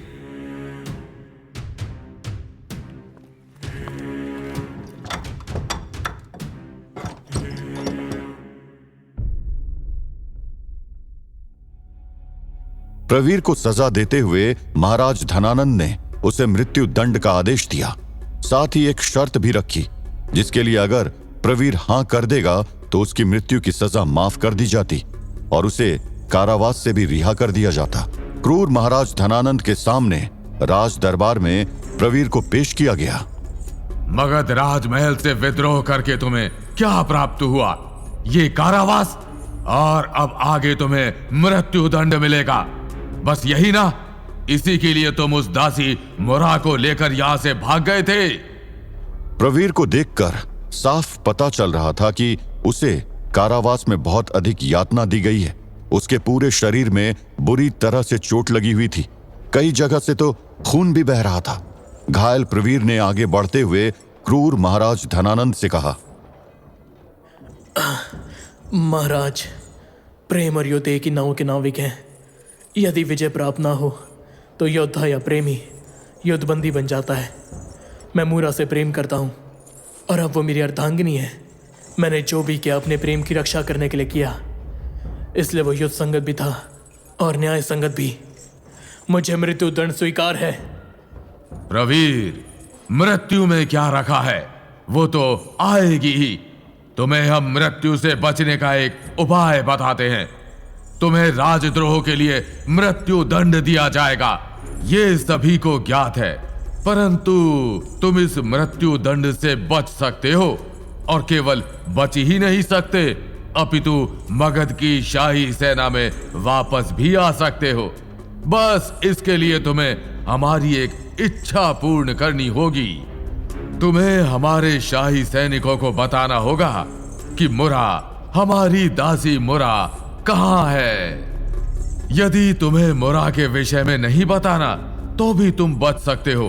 केवल एक रात्रि के लिए मुरा को हमारे शयन कक्ष में अपने यौवन को प्रदर्शित करने के लिए कह दो। जैसे जैसे मुरा के यौवन की बूंदें हमारे शयन कक्ष में गिरेंगी, वैसे वैसे हम तुम्हारी जीवन रेखा को बढ़ाते जाएंगे। अति शीघ्र बताओ प्रवीर, कहाँ है मुरा? तुम्हें हमारे सैनिकों को बताना होगा कि मुरा, हमारी दासी मुरा कहाँ है। क्रूर धनानंद की ऐसी बातें सुनकर प्रवीर की आंखों में क्रोध झलकने लगा। उसने क्रोध में ही तेज से अपने पांव को राज दरबार की जमीन में पटका। अपने पांव राज दरबार की जमीन में पटकते हुए प्रवीर ने क्रोधित स्वर में कहा, धनानंद, वायु बहना भूल सकती है, सूर्य निकलना भूल सकता है, यहाँ उपस्थित सभी योद्धा कर्तव्य में मुख हो सकते हैं, परंतु मैं यानी प्रवीर अपनी अर्धांगिनी मूरा को तुम्हें सौंप दूं, यह पाप कदापि नहीं हो सकता। यदि मेरे हस्त खुले होते तो आज इसी क्षण मगध की राजगद्दी सदा के लिए रिक्त हो जाती। सैनिकों, इसके ऊपर कारावास में सैकड़ों कोड़े बरसाने के पश्चात अग्नि की ज्वाला में जलाया जाए और उसके पश्चात ही इसे मृत्यु दंड दिया जाए। धनानंद के इस आदेश के तुरंत बाद मुख्य सैनिक ने राज दरबार के मध्य में आकर महाराज धनानंद से कहा, मगध महाराज की सदा विजय हो। महाराज, आपको चिंतित होने की आवश्यकता कदापि नहीं है। हम कारावास में प्रवीर से मुरा के विषय में प्रत्येक जानकारी निकाल लेंगे। आप निश्चिंत रहिए, अतिशीघ्र वो दासी मुरा आपके चरणों में होगी। यदि ऐसा संभव हुआ तो 1000 स्वर्ण मुद्राएं तुम्हारी। क्रूर महाराज धनानंद के इस आदेश के बाद कारावास में प्रवीर को बुरी तरह से सताना शुरू हुआ। उसे बहुत बुरी तरह से पीटा गया। जीवित रहना है तो जीवा को खोल, मुरा को महाराज के शयन कक्ष में भेज दे। युद्धवीर मत बन, अपने प्राण बचा।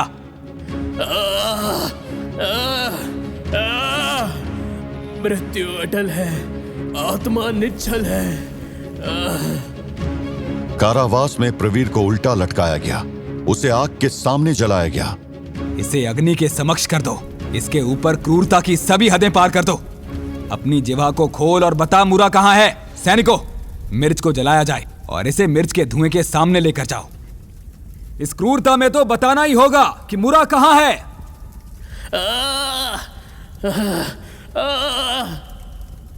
प्रवीर के ऊपर हो रहे अत्याचार लगातार बढ़ते जा रहे थे। वो ऐसा अत्याचार था कि प्रवीर को मृत्यु प्यारी लगने लगी थी। उसके मन में एक ही इच्छा थी कि उसे किसी भी तरह मृत्यु नसीब हो जाए, लेकिन मौत भी उसके पास नहीं आ रही थी। प्रवीर को यह भी पता था कि अगर उसे जिंदा रहना है तो उसे मुरा को कामुक धनानंद को सौंपना होगा। तमाम अत्याचार से टकराकर प्रवीर ने कहा,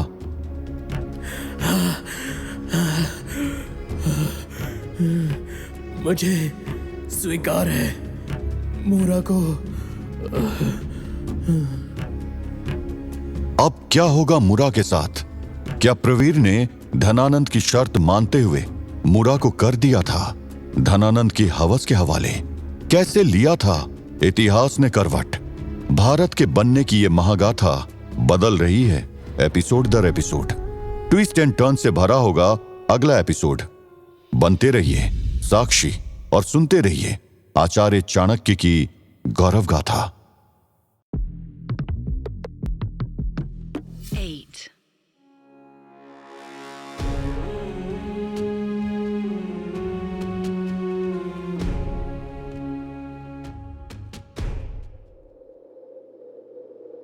सैनिकों रुको, इसी क्षण रुक जाओ। अगर तुम्हारे कुटिल पांव एक पग भी आगे बढ़े तो ये प्रवीर अपने क्रोध से तुम सभी को गंगा में समाहित कर देगा। क्रूर धनानंद के सैनिकों को जिसकी तलाश थी वो प्रवीर खुद उनके सामने आ चुका था। अब आगे क्या हुआ था प्रवीर के साथ? प्रवीर की आवाज सुनते ही महिला की तरफ तलवार लेकर बढ़ रहे सैनिकों के कदम अपने आप ही रुक गए। सभी सैनिकों ने पीछे मुड़कर देखा तो खाली हाथ मगर किसी योद्धा की तरह दिखने वाला प्रवीर, मगध सुरक्षा नायक और वर्तमान में मुरा का पति प्रवीर खड़ा हुआ था। प्रवीर को देखते ही सैनिकों के सरदार समेत सभी सैनिकों के चेहरे पर खुशी की लहर दौड़ गई। सैनिकों के सरदार ने हंसते हुए कहा, अहो भाग्य हमारे, संपूर्ण मगध की सेना को जिसकी प्रतीक्षा थी वो प्रवीर स्वयं हम लोगों के सामने आकर किसी योद्धा की भांति खड़ा हुआ है। इतना सुनते ही प्रवीर ने कहा, मगध राज दरबार के क्रूर सैनिकों, मुझे अकेला देखकर परेशान मत हो। वन का राजा शेर भी अकेले शिकार करने के लिए निकलता है। स्मरण रखना, विपत्ति जब आती है कैर को ही दहलाती है। योद्धा नहीं विचलित होते, आओ युद्ध करो। राष्ट्रकवि रामधारी सिंह दिनकर ने कहा था, सूरमा नहीं विचलित होते, क्षण एक नहीं धीरज खोते। विघ्नों को गले लगाते हैं, कांटों में राह बनाते हैं। उस समय प्रवीर को देखकर भी यही लग रहा था। उसे पता था कि मौत उसके सामने खड़ी हुई है। विशाल मगध साम्राज्य के सैकड़ों सैनिक हाथ में खतरनाक अस्त्र शस्त्र लिए हुए उसके सामने खड़े हुए हैं। फिर भी उसने अपनी जान की परवाह नहीं की और उस अनजान कन्या की जान बचाने के लिए एक योद्धा की भांति सभी के सामने आकर खड़ा हो गया। प्रवीर की आवाज सुनकर उसकी तरफ धनानंद का एक विशालकाय शरीर वाला सैनिक हाथ में नुकीला हथियार लेकर प्रवीर की तरफ गुस्से में तेज आवाज से चिल्लाते हुए दौड़ा, या मगध साम्राज्य की जय हो प्रवीर।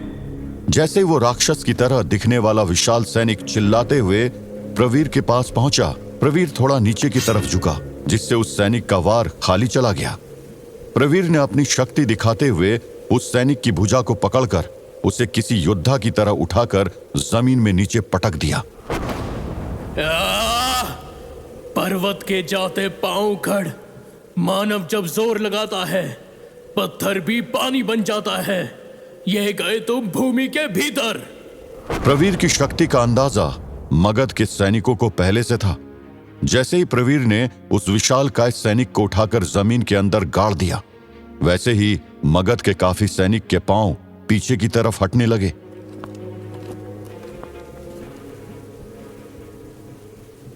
आओ वीर योद्धाओं, मेरे समक्ष आओ।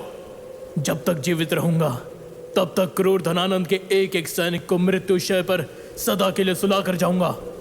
यह प्रेम के लिए लिया गया मेरा वचन है। हे ईश्वर, आज प्रवीर के अंदर प्राण फूंक दे, रण में काल फूंक दे। आज मेरे रक्त के बलिदान से आने वाली पीढ़ियों के अंदर क्रूर शासन के विद्रोह का बीज उत्पन्न होगा। इस राष्ट्र भूमि के लिए एक क्या सैकड़ों प्रवीण के प्राण न्यौछावर हैं। इतना कहते ही प्रवीर ने अपनी पूरी शक्ति के साथ धनानंद के सैनिकों को युद्ध के लिए ललकार दिया था। इस ललकार की साक्षी पाटलिपुत्र की आम जनता भी बन रही थी, लेकिन राजवंश के खिलाफ खड़े होने की किसी के अंदर भी हिम्मत नहीं थी। प्रवीर अकेले ही सैकड़ों सैनिकों से युद्ध कर रहा था, लेकिन एक अकेला योद्धा आखिर कब तक इतनी बड़ी शक्ति को संभाल सकता था? आखिरकार धनानंद के क्रूर सैनिकों ने प्रवीर को बंदी बना लिया। इसे कारावास में डाल दो। इतनी यातनाएं दो कि इसकी आने वाली पीढ़ी भी मगध की सेना को स्मरण रखे। इसको मृत्यु दंड तो स्वयं महाराज धनानंद ही देंगे।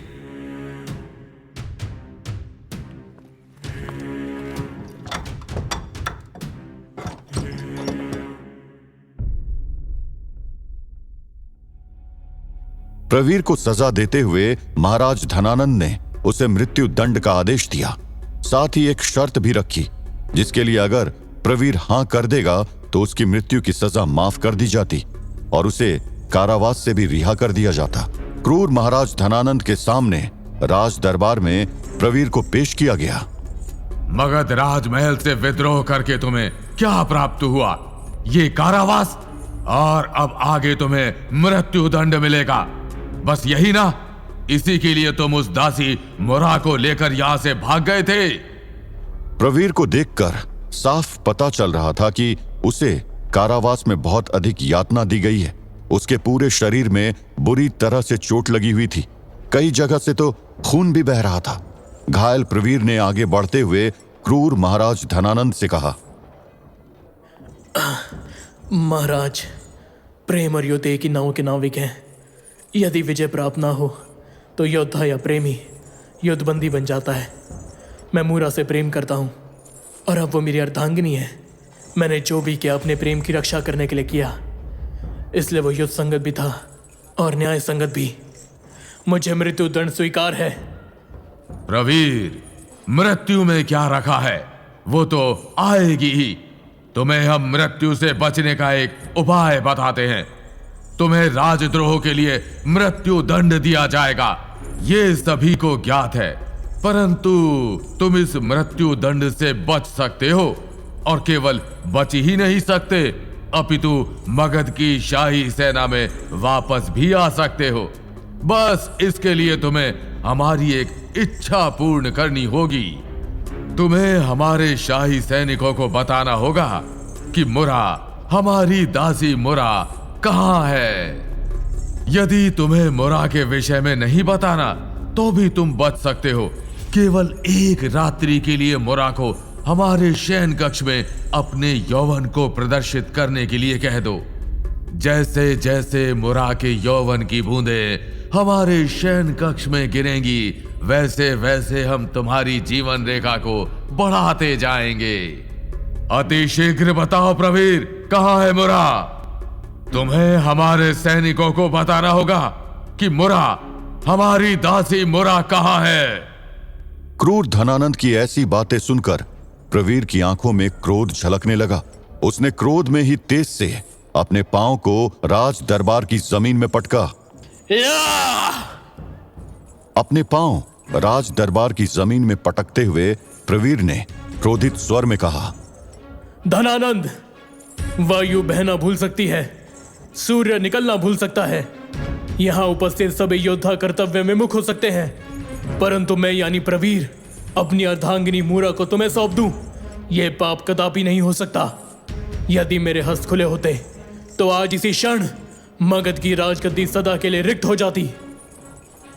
सैनिकों, इसके ऊपर कारावास में सैकड़ों कोड़े बरसाने के पश्चात अग्नि की ज्वाला में जलाया जाए और उसके पश्चात ही इसे मृत्यु दंड दिया जाए। धनानंद के इस आदेश के तुरंत बाद मुख्य सैनिक ने राज दरबार के मध्य में आकर महाराज धनानंद से कहा, मगध महाराज की सदा विजय हो। महाराज, आपको चिंतित होने की आवश्यकता कदापि नहीं है। हम कारावास में प्रवीर से मुरा के विषय में प्रत्येक जानकारी निकाल लेंगे। आप निश्चिंत रहिए, अतिशीघ्र वो दासी मुरा आपके चरणों में होगी। यदि ऐसा संभव हुआ तो 1000 स्वर्ण मुद्राएं तुम्हारी। क्रूर महाराज धनानंद के इस आदेश के बाद कारावास में प्रवीर को बुरी तरह से सताना शुरू हुआ। उसे बहुत बुरी तरह से पीटा गया। जीवित रहना है तो जीवा को खोल, मुरा को महाराज के शयन कक्ष में भेज दे।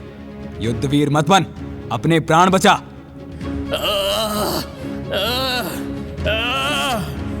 मृत्यु अटल है, आत्मा निश्चल है। कारावास में प्रवीर को उल्टा लटकाया गया। उसे आग के सामने जलाया गया। इसे अग्नि के समक्ष कर दो। इसके ऊपर क्रूरता की सभी हदें पार कर दो। अपनी जिह्वा को खोल और बता मुरा कहाँ है। सैनिकों, मिर्च को जलाया जाए और इसे मिर्च के धुएं के सामने लेकर जाओ। इस क्रूरता में तो बताना ही होगा कि मुरा कहाँ है।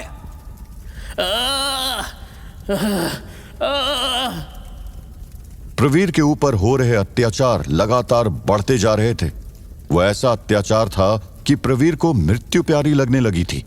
उसके मन में एक ही इच्छा थी कि उसे किसी भी तरह मृत्यु नसीब हो जाए, लेकिन मौत भी उसके पास नहीं आ रही थी। प्रवीर को यह भी पता था कि अगर उसे जिंदा रहना है तो उसे मुरा को कामुक धनानंद को सौंपना होगा। तमाम अत्याचार से टकराकर प्रवीर ने कहा,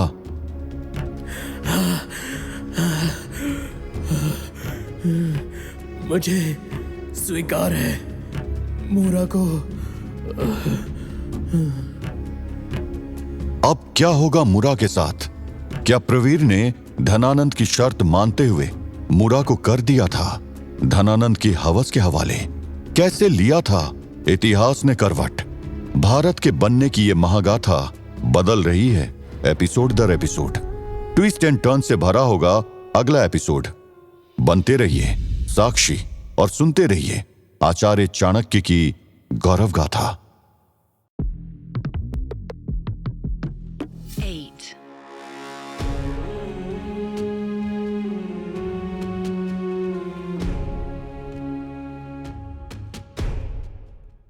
प्रवीर के ऊपर हो रहा अत्याचार लगातार बढ़ता जा रहा था।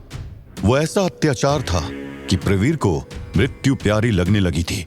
उसके मन में एक ही इच्छा थी कि उसे किसी भी तरह मृत्यु नसीब हो जाए, लेकिन मौत भी उसके पास नहीं आ रही थी। प्रवीर को यह भी पता था कि अगर उसे जिंदा रहना है तो उसे मुरा को कामुक धनानंद को सौंपना होगा। तमाम अत्याचार से थक कर प्रवीर ने कहा, मुझे स्वीकार है मुरा को। मुझे मृत्यु स्वीकार है, परंतु मैं अपनी अर्धांगिनी मुरा को कामुक महाराज धनानंद के हाथों में नहीं सौंप सकता हूं। इस प्रवीर के ऊपर इतना अत्याचार करो कि इसे मृत्यु भी सुखद लगने लगे। इसके एक अंग को शव के भांति बना देंगे। अपने ऊपर हो रहे अत्याचार को सहन करने के बाद भी प्रवीर को अपने राष्ट्र की चिंता थी। उसने अपने जीवन के अंतिम घड़ी में भी राष्ट्र की चिंता करते हुए कहा था, अलक्षेंद्र यानी सिकंदर की दृष्टि इस राष्ट्र के ऊपर पड़ चुकी है। इस कामुक महाराज धनानंद को प्रजा की चिंता नहीं है। सिकंदर कोई आम दुश्मन नहीं है, वो स्वयं में प्रलय से भी भयंकर है, प्रलय से भी भयंकर। प्रवीर की इस चेतावनी को सुनकर महाराज धनानंद अपनी शाही तलवार को पकड़कर आगे बढ़े। अलक्षेंद्र, प्रलय है। उस प्रलय के साथ महाराज धनानंद अटखेलियां खेलेगा, क्योंकि धनानंद की विशाल सेना हमारा अभिमान है। प्रवीर, तुम जाओ मृत्यु शैया पर। प्रवीर ने अपनी जान गंवा दी थी, लेकिन प्रवीर ने जिस मगध की बात की थी वो मगध आज के दौर के पटना और गया का इलाका है। जब सिकंदर ने इस राष्ट्र के ऊपर आक्रमण करने के लिए नजर उठाई थी, उस दौर में मगध की सीमा गंगा से यमुना यानी मथुरा तक फैली हुई थी। इस बात से कोई भी नहीं मुकर सकता है कि उस समय मगध के पास बड़ी सेना हुआ करती थी, लेकिन उस सेना को चलाने वाला शासक ऐसा था जिसके पास काबिलियत के नाम पर बस एक घमंड सा पहाड़ हुआ करता था।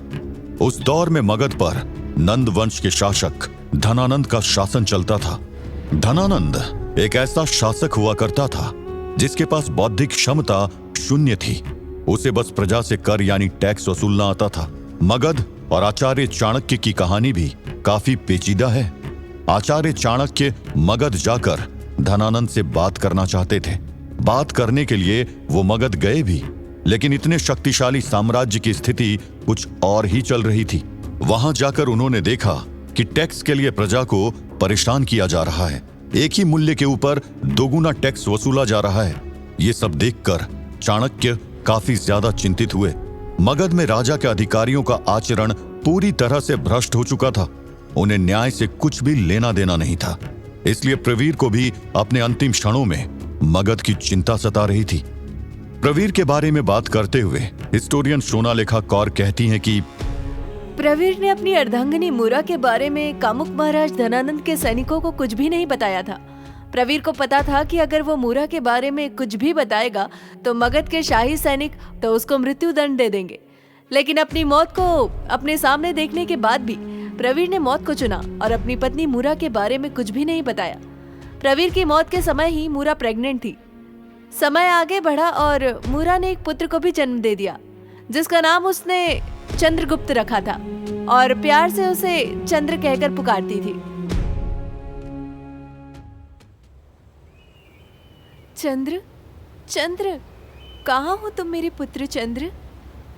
पीपली वन की अपनी कुटिया में मूरा ने अपनी और प्रवीर की पूरी दुख भरी दास्तान आचार्य चाणक्य और वृद्ध शक्टार को बता रही थी। मूरा की पूरी बात सुनने के बाद आचार्य चाणक्य को काफी दुख हुआ। साथ ही उन्हें धनानंद के ऊपर क्रोध भी आ रहा था। उन्होंने क्रोधित स्वर में मूरा से कहा, देवी मूरा, धनानंद भूल गया है कि राजा केवल और केवल जनता का सेवक होता है। आज मगध की प्रजा नंद वंश से त्रस्त हो चुकी है, परंतु मैं अब प्रजा को और अधिक त्रस्त नहीं देख सकता। मैं भी मगध में दोबारा धनानंद के साथ मिलकर सिकंदर को रोकने की रणनीति बनाने आया था, परंतु अब मुझे ज्ञात हो गया है कि इस देश को सबसे अधिक खतरा धनानंद जैसे महाराज से है। देवी मूरा, यह सर्वज्ञात है कि नंद वंश क्षत्रियों का वंश नहीं है, बल्कि लुटेरों का वंश है, जो अकस्मात ही मगध पर राज कर रहा है। अब ये धनानंद इस नंद वंश का अंतिम महाराज बनकर रह जाएगा, क्योंकि मुझे इस राष्ट्र का भावी चक्रवर्ती सम्राट मिल चुका है। आचार्य चाणक्य की चक्रवर्ती सम्राट वाली बात मूरा को समझ में नहीं आई। मूरा अपनी उदास आंखों से आचार्य चाणक्य की तरफ देखती है और बड़े आश्चर्य से सवाल किया, चक्रवर्ती सम्राट? ब्राह्मण भद्र, आपको इस राष्ट्र का भावी चक्रवर्ती सम्राट मिल चुका है? कौन है वो? मूरा के सवाल को आचार्य चाणक्य और वृद्ध शक्टार ने सुना। दोनों ने एक दूसरे की तरफ देखा और आचार्य चाणक्य ने तेज स्वर में मूरा के सवाल का जवाब देते हुए कहा, देवी मूरा, आपकी दुर्दशा के प्रतिशोध का समय आ चुका है। अब क्रूर धनानंद के अंत का समय भी आने वाला है। क्या ब्राह्मण भद्र? प्रतिशोध? मैं और प्रतिशोध? प्रतिशोध शब्द को सुनकर मूरा परेशान हो चुकी थी। उन्हें कुछ भी समझ में नहीं आ रहा था। उन्होंने परेशानी से भरे स्वर में आचार्य चाणक्य से कहा, मैं एक अबला नारी हूँ। मैं भला महाराज धनानंद जैसे विशाल शक्तिशाली क्रूर महाराज से कैसे प्रतिशोध ले सकती हूँ? यदि धनानंद को ज्ञात भी हो गया कि मैं पीपली वन में वेश बदलकर अज्ञातवास में जीवन यापन कर रही हूँ, तो धनानंद इतना क्रूर है कि वो संपूर्ण पीपली वन को समाप्त कर देगा।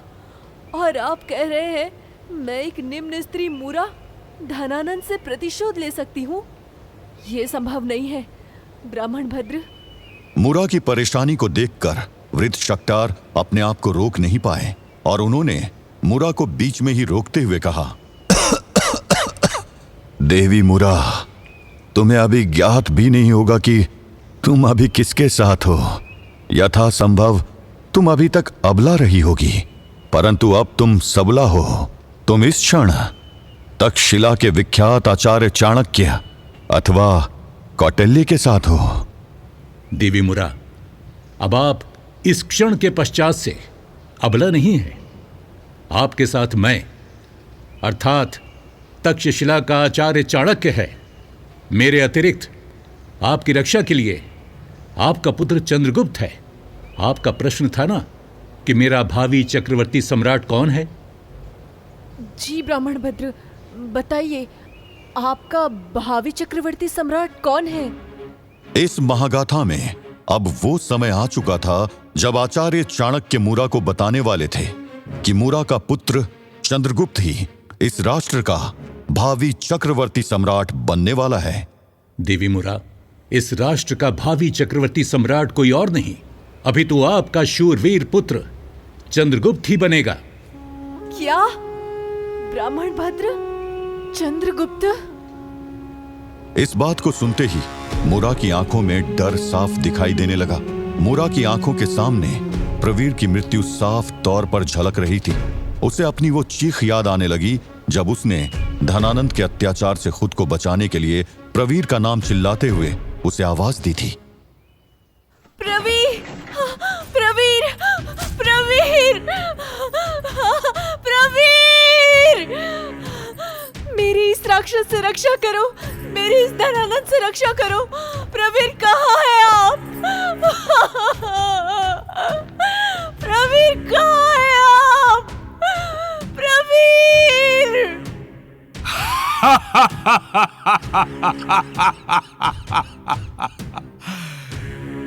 धनानंद से बचाने कोई नहीं आएगा मुरा।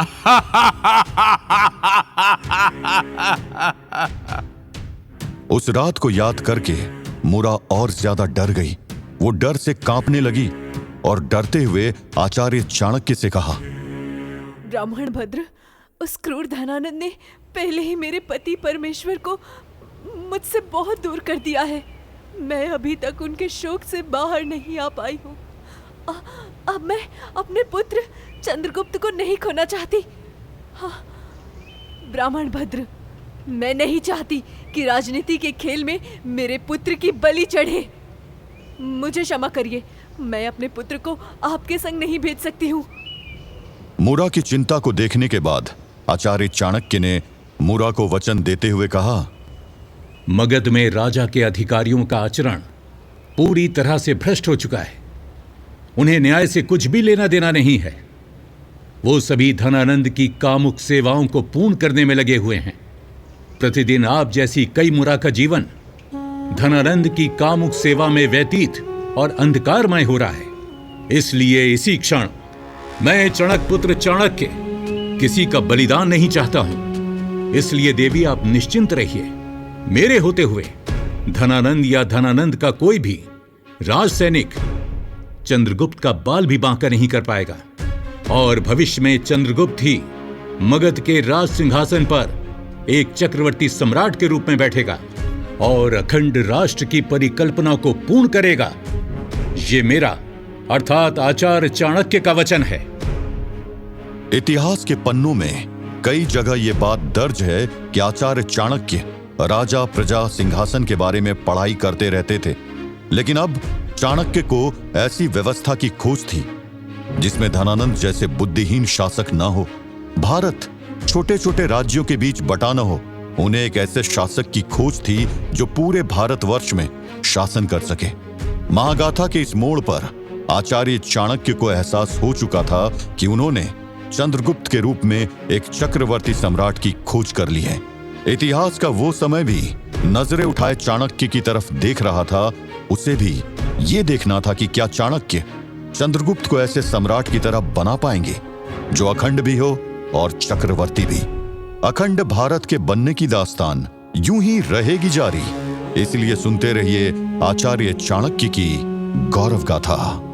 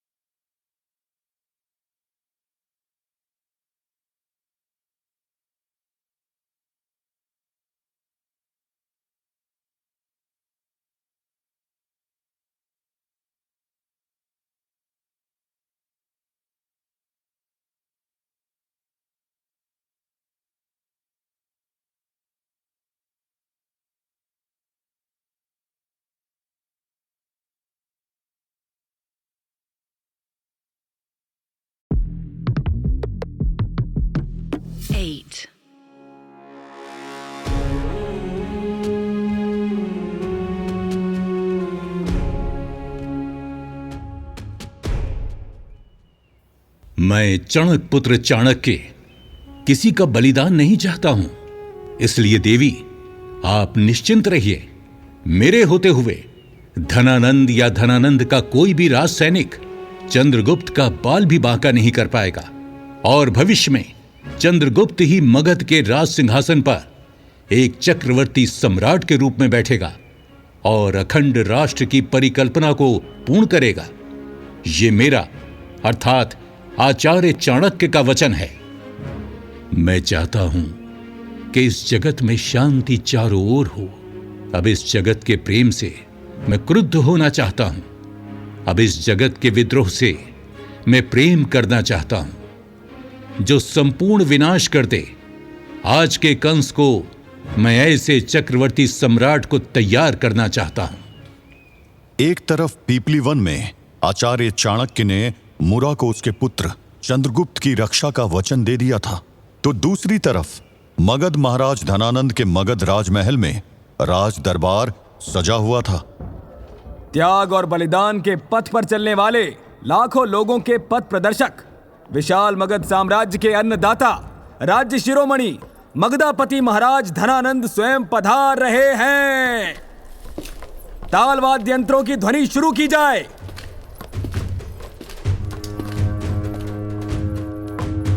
मुख्य सैनिक के घोषणा के बाद मगध महाराज धनानंद भी सफेद बाल, भारी शरीर, नशे में धुत नेत्र, कंठ में मणियों की माला, सर पर रत्न से जड़ा हुआ मुकुट पहने, डगमगाते पैरों के साथ हंसते हुए दरबार में प्रवेश कर रहा था।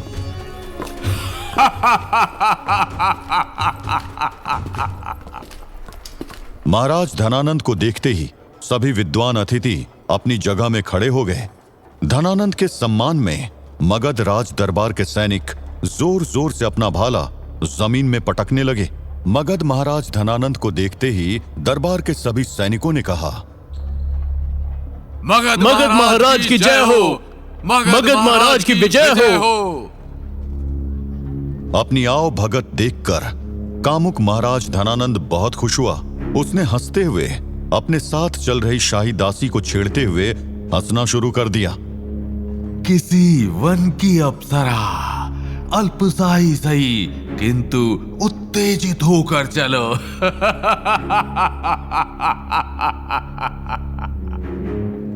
ये कामुक हंसी राज दरबार में गूंज रही थी। कामुक महाराज धनानंद अपने राज सिंहासन के ऊपर बैठ गए। धनानंद के बैठने के बाद राज दरबार में उपस्थित सभी विद्वान अतिथि भी अपनी अपनी निश्चित जगह पर बैठ गए। धनानंद ने अपने अंदाज में कहा, स्वर्ण मुद्राओं के साथ सुंदर कन्याओं की भी व्यवस्था तुमने कर रखी है। अति सुंदर, अति सुंदर। कोषाध्यक्ष। धनानंद ने कोषाध्यक्ष को आवाज दी थी। अपना नाम सुनते ही मगध राजमहल का कोषाध्यक्ष दौड़ते हुए राज दरबार के बीच में आकर खड़े हुए और महाराज धनानंद से कहा, मगध महाराज की जय हो, महाराज की विजय हो। आज्ञा दीजिए महाराज, आपने मेरा स्मरण किया। हाँ, महाराज धनानंद ने स्वयं आपको पुकारा। इससे बड़ी बात आपके लिए क्या ही हो सकती है। बस आपकी कृपा है महाराज, हम आपकी दया दृष्टि में पल रहे हैं। कोषाध्यक्ष, हमने आपसे कहा था कि अमात्य राक्षस और पापता को पिपली वन की तरफ उनके शिविर से यहाँ आज इस सभा में बुलाना है। कहाँ है वो दोनों? अभी तक यहाँ उपस्थित क्यों नहीं हुए? महाराज, उनकी देरी के लिए मैं क्षमा प्रार्थी हूँ। अमात्य राक्षस और युवराज पापता कुछ क्षण पश्चात ही यहाँ उपस्थित होने ही वाले हैं। यदि इन सुंदरियों के नृत्य कला के समाप्त होने से पहले वो दोनों यहाँ उपस्थित नहीं हुए तो आज एक मृत्यु अवश्य होगी, और वो मृत्यु कोषाध्यक्ष तुम्हारी होगी। धनानंद के इस अंदाज को देखते ही कोषाध्यक्ष बुरी तरह से डर गया। राज दरबार में उसके पांव अपने आप ही पीछे की तरफ खिसकने लगे। नहीं नहीं महाराज, बस कुछ ही क्षण और, अमात्य और युवराज यहां आते ही होंगे। मैंने आपका संदेश वहां पहुंचा दिया था। अब मुझे आज्ञा दीजिए महाराज।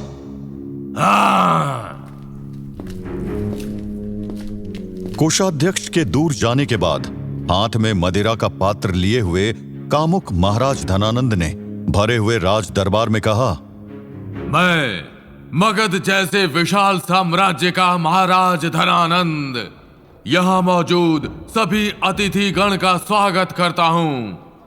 आप सभी को स्मरण करवा दूं कि मगध की राजधानी पाटलिपुत्र को स्वर्णिम युग तक पहुंचाने में सबसे बड़ा हाथ मेरा स्वयं का यानी महाराज धनानंद का ही है। जब तक अमात्य राक्षस और युवराज यहाँ उपस्थित नहीं हो जाते हैं तब तक के लिए हमारे सामने नृत्य कला का प्रदर्शन किया जाए। कामुक धनानंद के आदेश के बाद एक सुंदर नर्तकी ने राज दरबार में प्रवेश किया।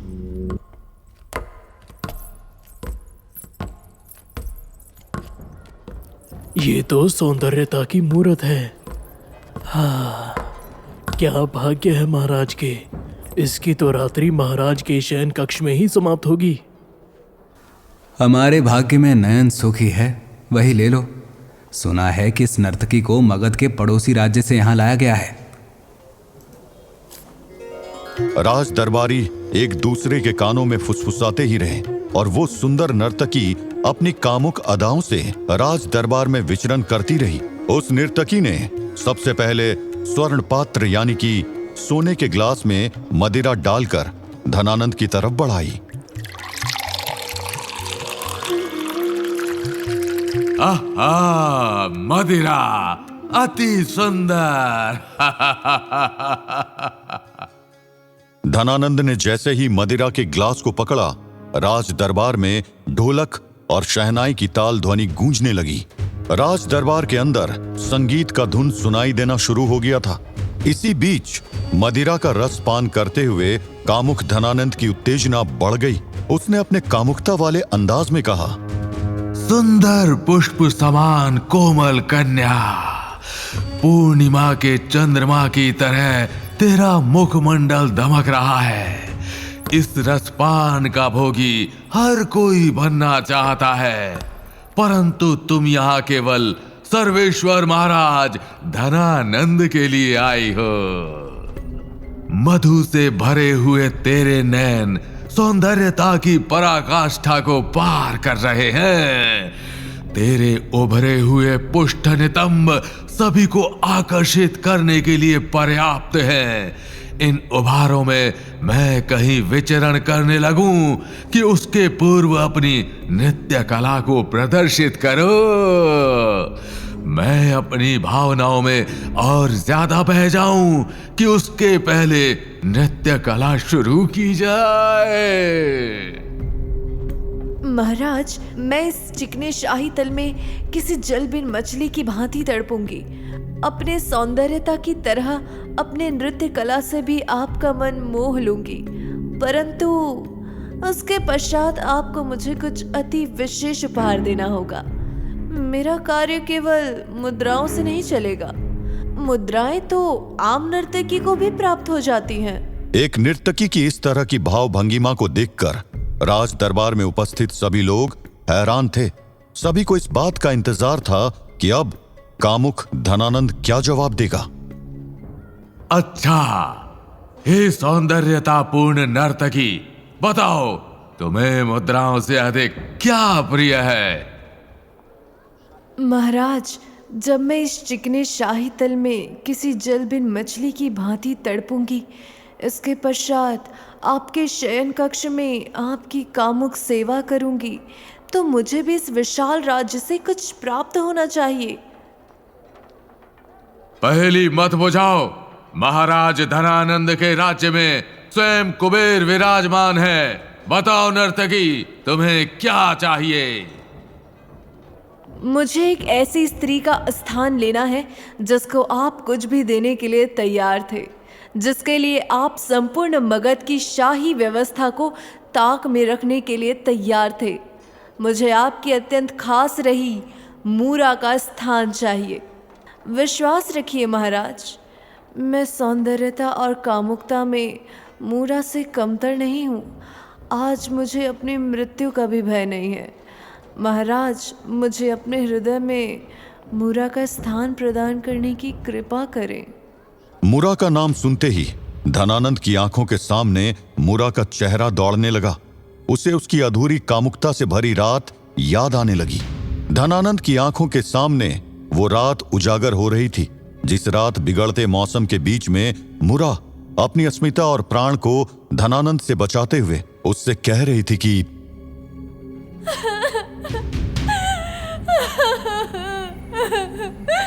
धनानंद, जिस महाराज को प्रजा का रक्षक होना चाहिए, वही आज अपनी सेवा करने वाली का भक्षक बन गया है।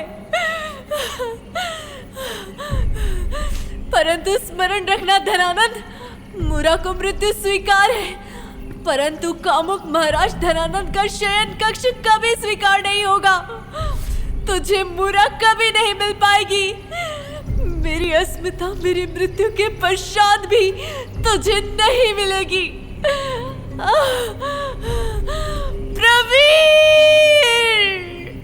प्रवीर, प्रवीर कहाँ है आप? मेरी रक्षा करिए। धनानंद के अंदर की अधूरी कामुकता क्रोध का